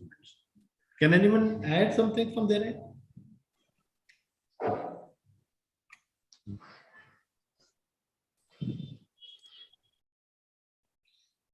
So if not, as I am following that, the last point which I have added, I am a very patient. So this is another skill which as a teacher you require, because you must have a patience. When you are teaching, you always have some patience. You cannot be reactive every time. Sometimes what happens, students will be they can do anything in the classroom. Sometimes some students will try to do anything. But you have to be patient and you have to come out with the grades in that. It is not like that you will allow them to do whatever they want to do. But at the same time, you have to be patient. You have to be very, very calm. And then you have to come out of the situation where the people will again come in the mode where they need to learn the things. Because in 1 hour lecture, you cannot do all the things in 1 hour lecture. You cannot be in 1 hour lecture. But when you have started having, you will start building a trust among the students of a good teacher, slowly, with these skills, slowly the student will start listening to you. And when the student will start listening to you, then you will be the king of the class, or you will be the most favorite teacher of the student. And the most favorite teacher doesn't mean give a relaxation in attendance. Most favorite teacher doesn't mean he will give whatever marks they want. The most favorite teacher may be, for me, the most favorite teacher will always be a most strict teacher also. Because once you have a favorite, but you are become a favorite because of your qualities. And then they understand that this person wants a proper thing in the class. This person wants a discipline, but at the same time, he will have a learning during the classes while doing the fun also. So this is this is the most important skills as a teacher. I want you people to start practicing. Most of the things, as I said, you must be following in your class, but you start practicing now. if you are not following. Then, as I said earlier, this will again, we might repeat some things. 1 second. So this is again, now these are the point. I'm not going into deal because most of the things I have already covered in my previous things. Commitment. Yes, anyone wants to add something? Okay. The other thing which is important thing which I feel in nowadays is ability to manage online reputation. And this is a problem because sometimes when we are on a social, I'm talking about the people who are young and who have recently joined. In our generation, there was all those things were not there. But in this generation, everything is online. Most of the people are on the social networking side. But they should understand that what is your online reputation and why online reputation is important for you when you are in this particular field. Because as earlier when I started on a Facebook, on an Instagram, or maybe now I have I am adding my students on the LinkedIn. That is not an issue, but sometimes I avoid adding students on the Facebook or Instagram, because sometimes what you are writing on a social networking site may affect your image as a teacher in the class. So this is where you have to understand how to manage your online reputation. I feel this is nowadays, this is very important. And this is very important skill or very important things which we need to follow as a teacher. And at the same time, ability to engage, we have already discussed. If there is something, the plan changes, how you are engaging. Understanding of the technology. Again, this is related to the digital things, and most of us now started understanding of technology. I'm talking about my people. And now most of the people have started understanding the technology in last 2 years, because when they started teaching online, they need to understand how to use all these things. And now everything is coming with now this blended learning and all the things are coming. Now MOOC class, on the MOOC classes are allowed, MOOC marks are allowed, and 40% online teaching is allowed by the UGC. So these all things are very important. As a teacher, you require to understand about the technology, and you need to understand how to manage the technology. Now, this is, again, there's a repetition I have done, but I will change that. Critical thinking, I have written a point, critical thinking twice. Rather than the critical thinking, it should be critical thinking and creativity. Now, this is the most important thing. All of these things we have already discussed, I believe. But now, in which part you would like to put all these things? So, critical thinking, I believe the people have already gone into it. And if you feel this is important, in any of the settings now in a day, in a teaching also, critical thinking is essential to improve. It will be helpful for you to, we can say, if there are any problems and if you have a critical thinking on those things, it will be replaces the problems with the fruitful endeavors. This is how your critical thinking is important. And the other point which by mistake, I have repeatedly written critical thinking, and this is a mistake we should not do in the class. This may be a lesson, because I also have done this mistake. I may have written those things, but I should have checked that before showing it to you. So apart from the critical thinking, the second thing I always believe is a creativity. Creativity is equally important as a means of adaptation. Means you have to be creative.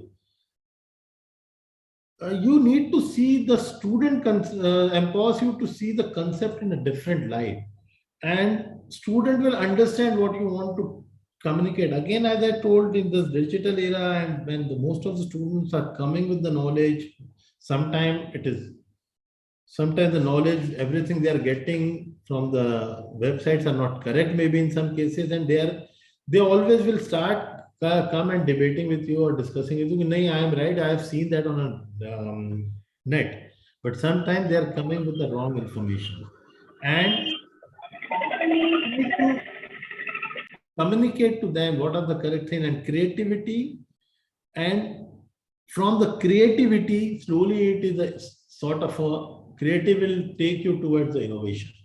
If you have a creativity in your mind, it will take you to the innovation.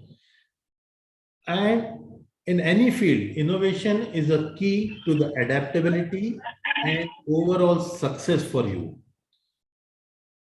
We can say learning creativity as a skills requires someone to understand the way things have always been done. May have been in last 10 years, maybe in last 5 years, but someday that has to be changed. And there is very important as a teacher, and as I say, we have to update our knowledge regularly. And that updation of knowledge will slowly take, and you will start understanding the creativity and other things. One more learning skill I feel is important is a collaboration. Collaboration is very important nowadays. And again, as a faculty, I always believe, as a teacher, I always believe that collaborative method of teaching is always helpful. It means getting students to work together, achieve compromises, and get the best possible results from solving a problem. Because sometimes, as it always says, if 4 people are working on one problem, there will be 5 minds are working. And when the 5 minds are working, they will come with some solution. Sometimes they will not come with any solution, it will end up with some fightings. But I believe a collaborative method may be most difficult concept. But once it will be adapted properly, it will be mastered, it will change your world. It will give a great effort in the classroom. Because as some people have started communicating, sharing their experience, 2 or 3 people have shared, all of a sudden something came in my mind also, and I learned some good things from that, like a good habits some person has told. So this is how you learn from others and collaborations. Then the most important part, again, as I told you earlier, again here it comes, the most important, other important part is the communication. It is very, very, very important. This will eliminate the confusion also. What happens if we are teaching in an effective communication is most important, one of the most important soft skills also. And try to understand, again, I'm not saying only a communication means only a fluency in English language. Communication doesn't mean only in a communication in regional language. Communication, I believe, of course, the language you should know, but at the same time, how you are transferring or how you are able to communicate your thoughts to the other person. And that is a most important learning skill for the people, for the students. Now, when we move forward, and as I'm not able to get, still I'm not able to get an interactive class, now I will move forward. So other thing which I always feel that effective after the communication, one other thing is the literacy skills. And what is the first point I've written is the information literacy. This is, we can say it's a fundamental skill. It helps the students to understand the facts, and it is something which is related to the data points. The other important thing, I will go very fast on this particular thing, media literacy, which I mentioned earlier also.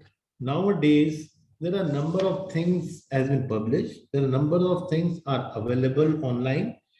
And this is how you understand, and at the same time, you understand which are a correct thing for the students to read or to learn, and which are not correct thing. And same with the technology literacy, you need to understand these are the literacy skills as information, media, and technology. I'm going little fast on that, because this is again related with the understanding of technology, which I have already discussed. And that time also I told you that when we will go forward, it will again come for the discussion point. These are the most important particular 5 things which most of you know that, but now I want to give next 15 minutes to all you people. If 5 people will voluntarily come and 5 people will talk on this 5 points, that would be great. Of course, in life skill productivity is something different. Generally, we relate that with the production hour. But this 4th, if anyone wants to volunteer, that would be great. Because I have shared all these things, and now this is a sort of this is a sort of exercise. Or if you want 5 minutes to think on all 5 points, and after that 5 minutes, I will allow you to share your thoughts. Is it allowed, Dr. Apurva or Dr. Devanshu? So we can go ahead with whatever mechanism you want to follow. There's no problem. No, I want to think on that, because I have already discussed these points. Leadership, I purposefully not discussed because I would like to share some video in the end. But the people can know, and people know all the skills, as I mentioned earlier. So I want them to think on that, and if they want to share not more than 1 minute for one person, or if they want to share on a chat box. But I want 5 people voluntarily who will share on screen. So we'll give them 2 minutes to think about it then? 2-3 minutes. Sure. But they should think, they should not, like the students, they will run away. Sir, I'm not able to get you. What is that? I'm sorry. Apurva, can you? Sorry, I'm not able to get you. What is it you want us to do? Apurva, can you please repeat? I have some technical problem here. Ma'am, sir wants you to reflect on all these life skills which have been mentioned here. And what is your take on that? Okay, ma'am.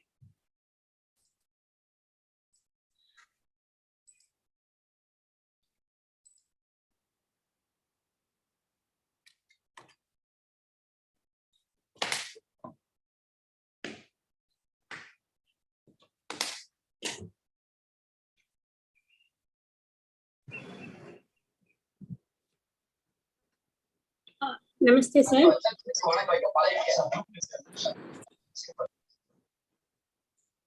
Am I audible? Yes, ma'am.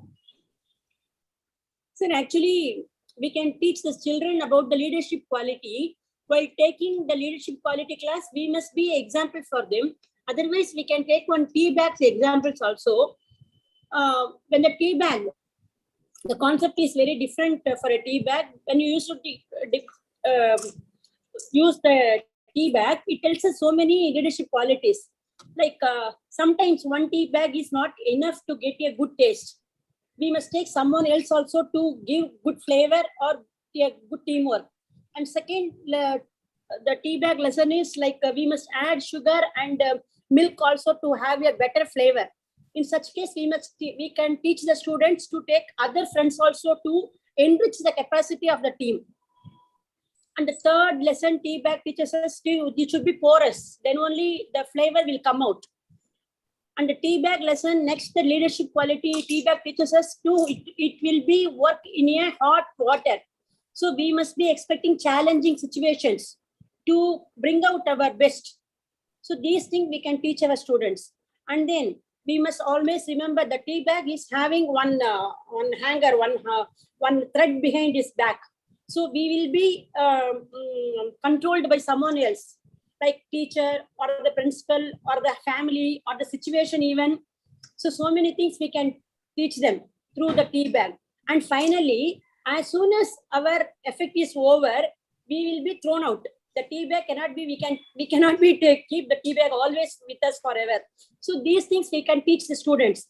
So we should remember, whenever we need, we will be put to use. When we have hot water like tea bag, our best will be given out.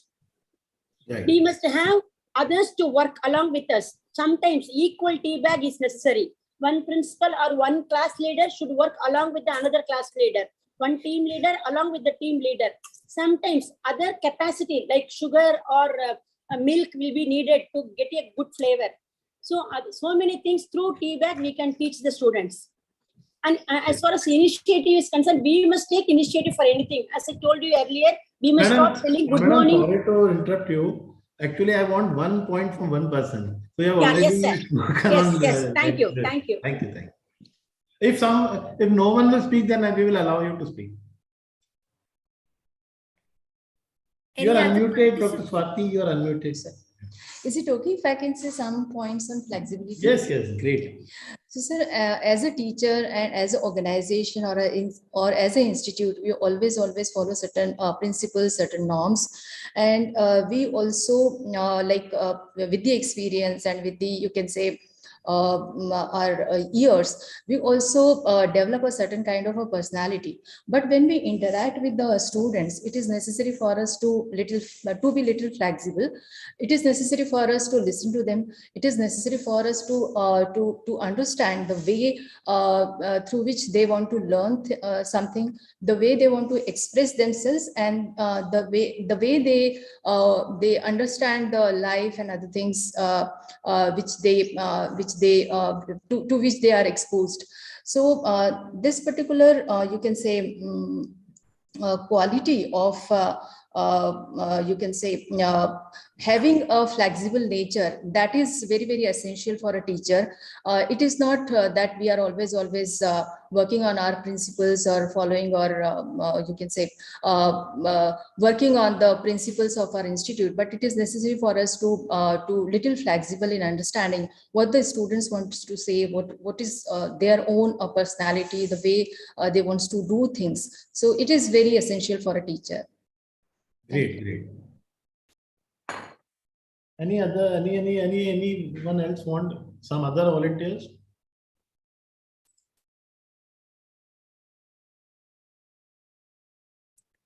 Shramik sir, if you want to say anything, you can unmute yourself. Yes. I think social skills will be able to help the students to propagate the right thought at right place. Let's say when the syllabus is framed for the autonomous colleges, especially in regards to, let's say, relating the syllabus to the real situation, the students are given a chance to modify some things or to relate it with the society, especially in regards to the environment and the purpose of, let's say, social welfare. If the students are given a chance, they shall be able to represent themselves in front of the many people, let's say with the help of skits, with the help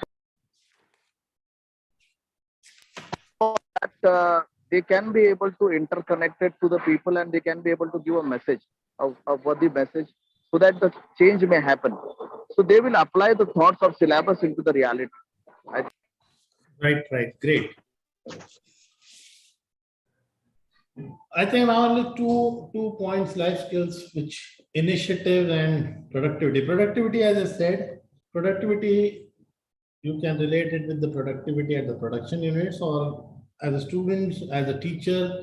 Why I want to relate this productivity? If you can highlight something on it.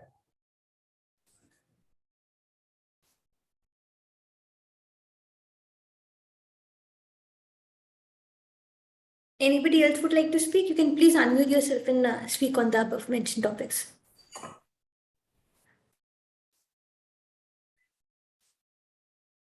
So if I may add on initiative then. Great.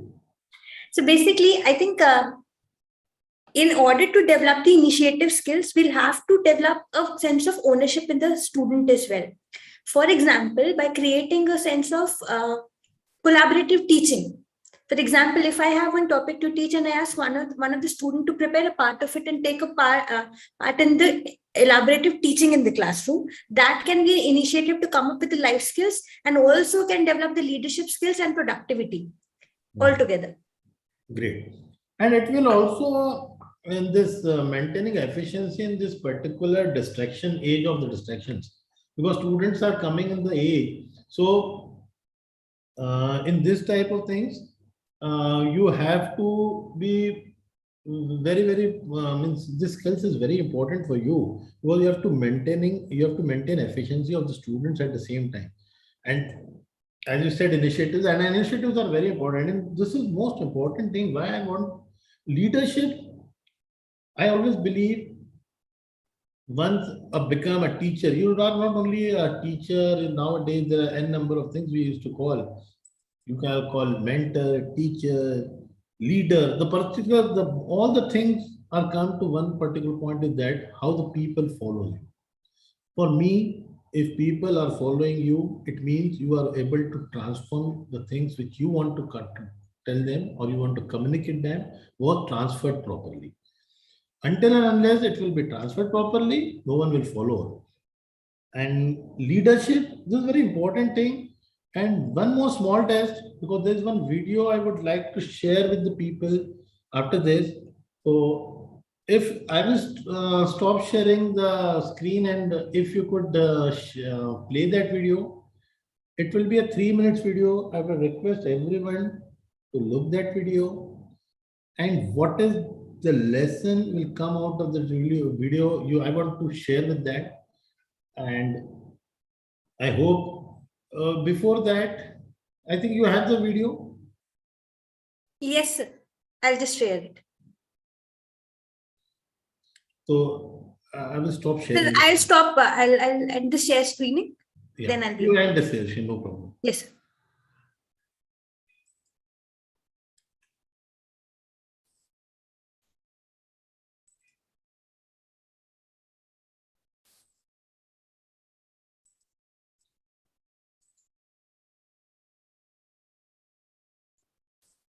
It is stopped, Apurva? Yes, it is done. I just share this video. Okay. So do let me know if it's visible. No, I'm not able to. Actually, I'm still on my screen. Yeah. Swati ma'am, if you could confirm that you're able to see the screen. Yes, it's visible. If you've learned a lot about leadership, Yeah, and the video is also running. Watch the movement happen start to finish in under 3 minutes and dissect some lessons. First, of course, a leader needs the guts to stand alone and look ridiculous. But what he's doing is so simple, it's almost instructional. This is key. You must be easy to follow. Now here comes the first follower with a crucial role. He publicly shows everyone else how to follow. Notice how the leader embraces him as an equal. So it's not about the leader anymore. It's about them, plural. Notice how he's calling to his friends to join in. So it takes guts to be a first follower. You stand out, you brave ridicule yourself. Being a first follower is an underappreciated form of leadership. The first follower transforms a lone nut into a leader. If the leader is the flint, the first follower is the spark that really makes the fire. Now here's the second follower. This is a turning point. It's proof the first has done well. Now it's not a lone nut and it's not two nuts. 3 is a crowd and a crowd is news. A movement must be public. Make sure outsiders see more than just the leader. Everyone needs to see the followers because new followers emulate followers, not the leader. Now here come 2 more people, then 3 more immediately. Now we've got momentum. This is the tipping point, and now we have a movement. As more people jump in, it's no longer risky. If they were on the fence before, there's no reason not to join in now. They won't stand out, they won't be ridiculed, and they will be part of the in crowd if they hurry. But over the next minute, you'll see the rest who prefer to stay part of the crowd, because eventually they'd be ridiculed for not joining. And ladies and gentlemen, that is how a movement is made.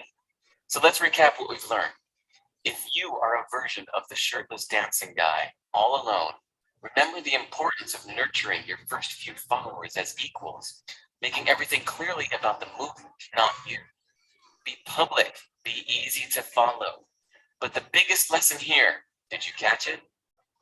Leadership is over-glorified. Yes, it started with the shirtless guy, and he'll get all the credit, but you saw what really happened.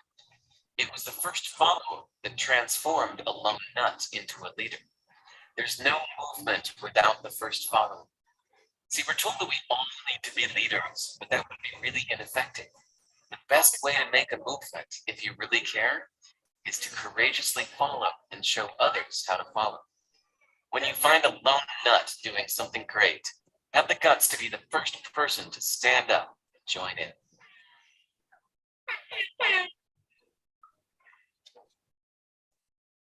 So the purpose of showing this video is what?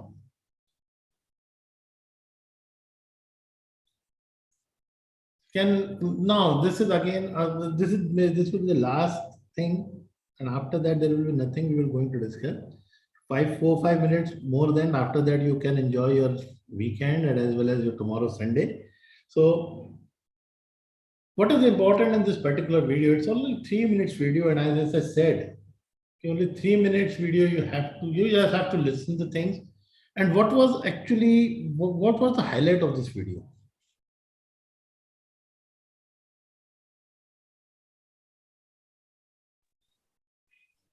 Sir, there is a message in the chat box. Someone has written that it's initiative which we are taking, or someone who is taking an initiative that Yes. forces others or motivate others to be part of. Or Right. So what one more, some other things you could add? The second message is about courage to take or start something. Yeah. The important lesson in that particular video, I would like to know from you people, and you people are very learned. What is important in the classroom, or about what you should care in the classroom? And I can highlight that particular thing, that the word first follower. If you remember that first follower, can anyone add on that? What is important what is the crucial?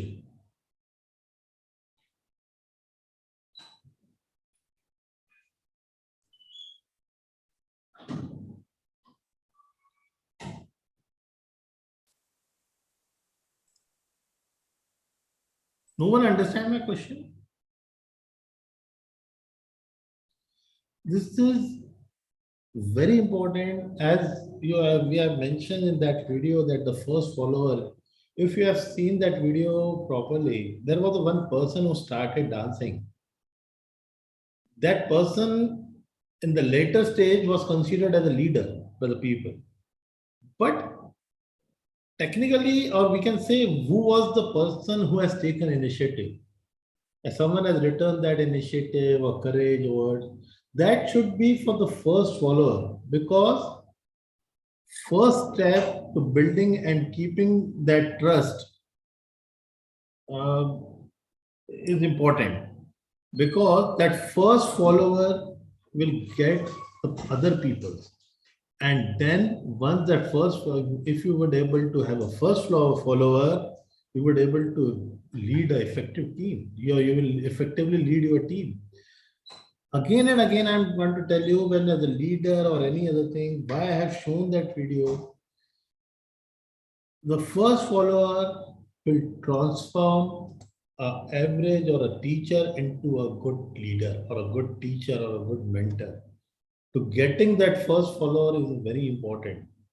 In the classroom also, when we share the things, when we will start sharing the things, there may be some people who will not like the things. But if slowly the people will start admiring the things which we are showing into the classrooms, slowly you will find in the classroom, and you must have observed that things in your regular teaching, that once you have taken a class, one thing has been come out and one discussion has started, and the people have started following those discussions. And this is a very important, and that is why I said it is a very crucial to find out the first follower. In the classroom, once you will get a first follower, you will see the difference in the teaching or the difference in the classroom environment. And I'm not saying go into the class, frame someone as a first follower. I just want to tell what is important. Of course, if I'm going to teach courage, I will teach the courage of the first follower. if I have to teach the initiative, I will start teaching about the initiative taken by the first follower. And at the end, I would ask you the very important question: who is more important, a leader or the person who started the dancing, or the first follower? And to whom you will consider as a leader, because we talk so much about the leadership. We discuss so much about the leadership in past. You people may have discussed that. What do you feel about this video, and why this video is important, and what is the important person for you? The person who has taken that initiative to start dancing, or the person who jumped into the dance? What is important? Can anyone tell me? This is now, I expect more participation, because as I said, this is at the end, this is the last thing. There is one more comment in the chat box. Someone has written that it's a courage which a facilitator shows, and then seeking large number of people. And the third comment is, first a follower as he took the leap to join regardless of comments. And then a teacher should be like earth, like patience, flowers like fragrance of fame, goodwill, mountain like strong will, power to teach, courage, and weighing machine like equal importance. So these are some of the comments in the chat box. That is one more thing which came into my mind always, is the initiative taken by the person. You may say that the first follower is important, and that again, it's a very, very crucial, as I mentioned. But the initiative was taken by the leader. As a teacher, we need to take the initiative, but that initiative should be powerful enough that will bring a first follower to start following you. And once the person will start following you, you will find the people will join you. This is the most important qualities of the leader. And as a teacher or as a mentor, you should always possess this quality. You have to take the initiative. And that is, again, it is out of the box initiative. Again, I am not saying that you should start from tomorrow, you go into the class and start dancing. This is what I want to tell you is the important thing, that the person thought of that. As a teacher, we need to think of that. As a teacher, we need to take the initiative. As a teacher, we should be courageous enough that we should have a confidence in ourselves that the people will follow you. If you will have a confidence that the people will follow you, you will always, or you will definitely get the first follower in your classroom. And once you will get the first follower, the world will be yours. This is what I want to tell. This is what I want to tell about the skills. This is what I want to relate. And that is why I show that video in the end. The reason is how I am transforming my thoughts in your mind. Maybe sometime people will not get what are the thoughts. And again, I will give the example of the first person. Why he started dancing, no one knows. Why the first follower jumped into that, no one knows. But after that, everyone came into that group because they started enjoying those things. But as a teacher, when you take some initiative or you take something, you start doing something in the classroom, you should be fully aware of the outcome. You should be courageous enough to think out of the box and to do some activities. Have faith in yourself, have confidence enough that out of this 40 students classroom or a 60 students classroom, you will get some first follower. I hope there will be some first follower in this group also will agree with me and will come out of that. So this is very important. If someone will add, someone would like to add, that is very important. And if you will follow all these things, go prepare in the classroom, be disciplined, be courageous, take initiative you should take, be innovative, imaginative. You should always prepare for plan B. You should always went into the class and, as I said, courageous enough to take a brave decision on a particular situation. Can anyone add something? So there are a few comments in the chat box. So people are saying the person who started is important, but also the second person who followed him. yes, that's what I mentioned. The person will take initiative, but until and unless the people will follow, and they will only follow, you will observe this particular thing in your classroom also. This video, you just think of that video. In this particular session also, you must have observed, there will you find one or two people who will come with some courage and you will start speaking. This will happen in your class also. It is not like a nursery or KG1 or KG2 class where you will get answer for everything. If you say good morning, the students will start good morning. All the small kids will start saying good morning. But in these type of class, this type of world, there are certain people who will shy of answering the things, who will not come out of their comfort zone. But as a teacher, as I said, you need to find out someone in the classroom while you're teaching who will follow you. Once you will get that person automatically, and you didn't have to highlight that person that he's my first follower and now you follow him. You will your first person will come out, whatever you are transforming to the class. And then once he starts speaking, you'll see that the other people are also joining in. So this is what I want to tell you. Definitely, sir. There's another chat comment which has been mentioned that without follower, there is no leader, and without leader, there are no followers. Very nice.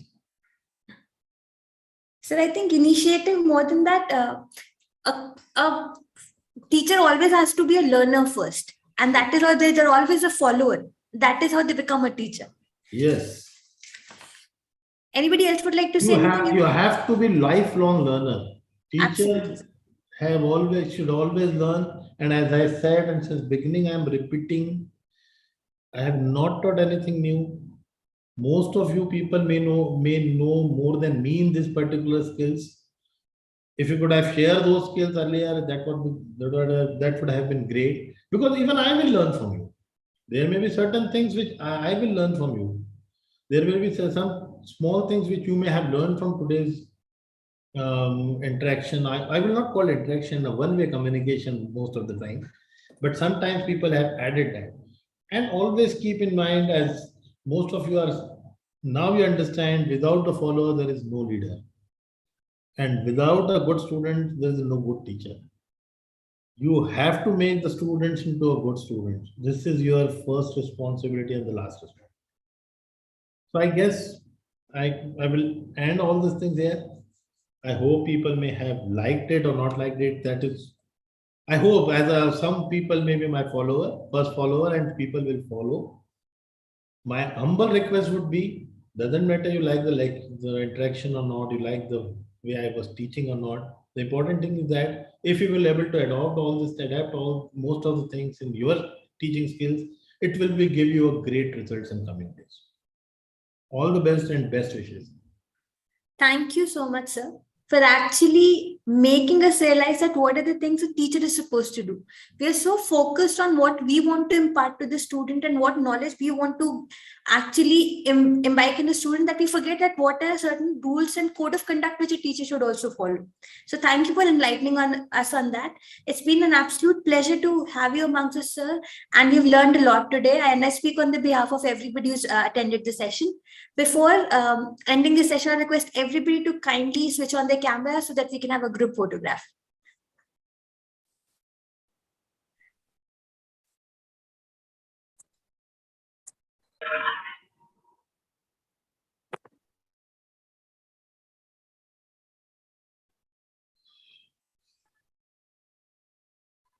Thank you, sir. Thank you. Thank you, Dr. Apurva. Thank you, organizing committee, Dr. Devanshu and Mr. Gulati, everyone. Thank you. Thank you, sir. Thank you. Thank you so much, sir.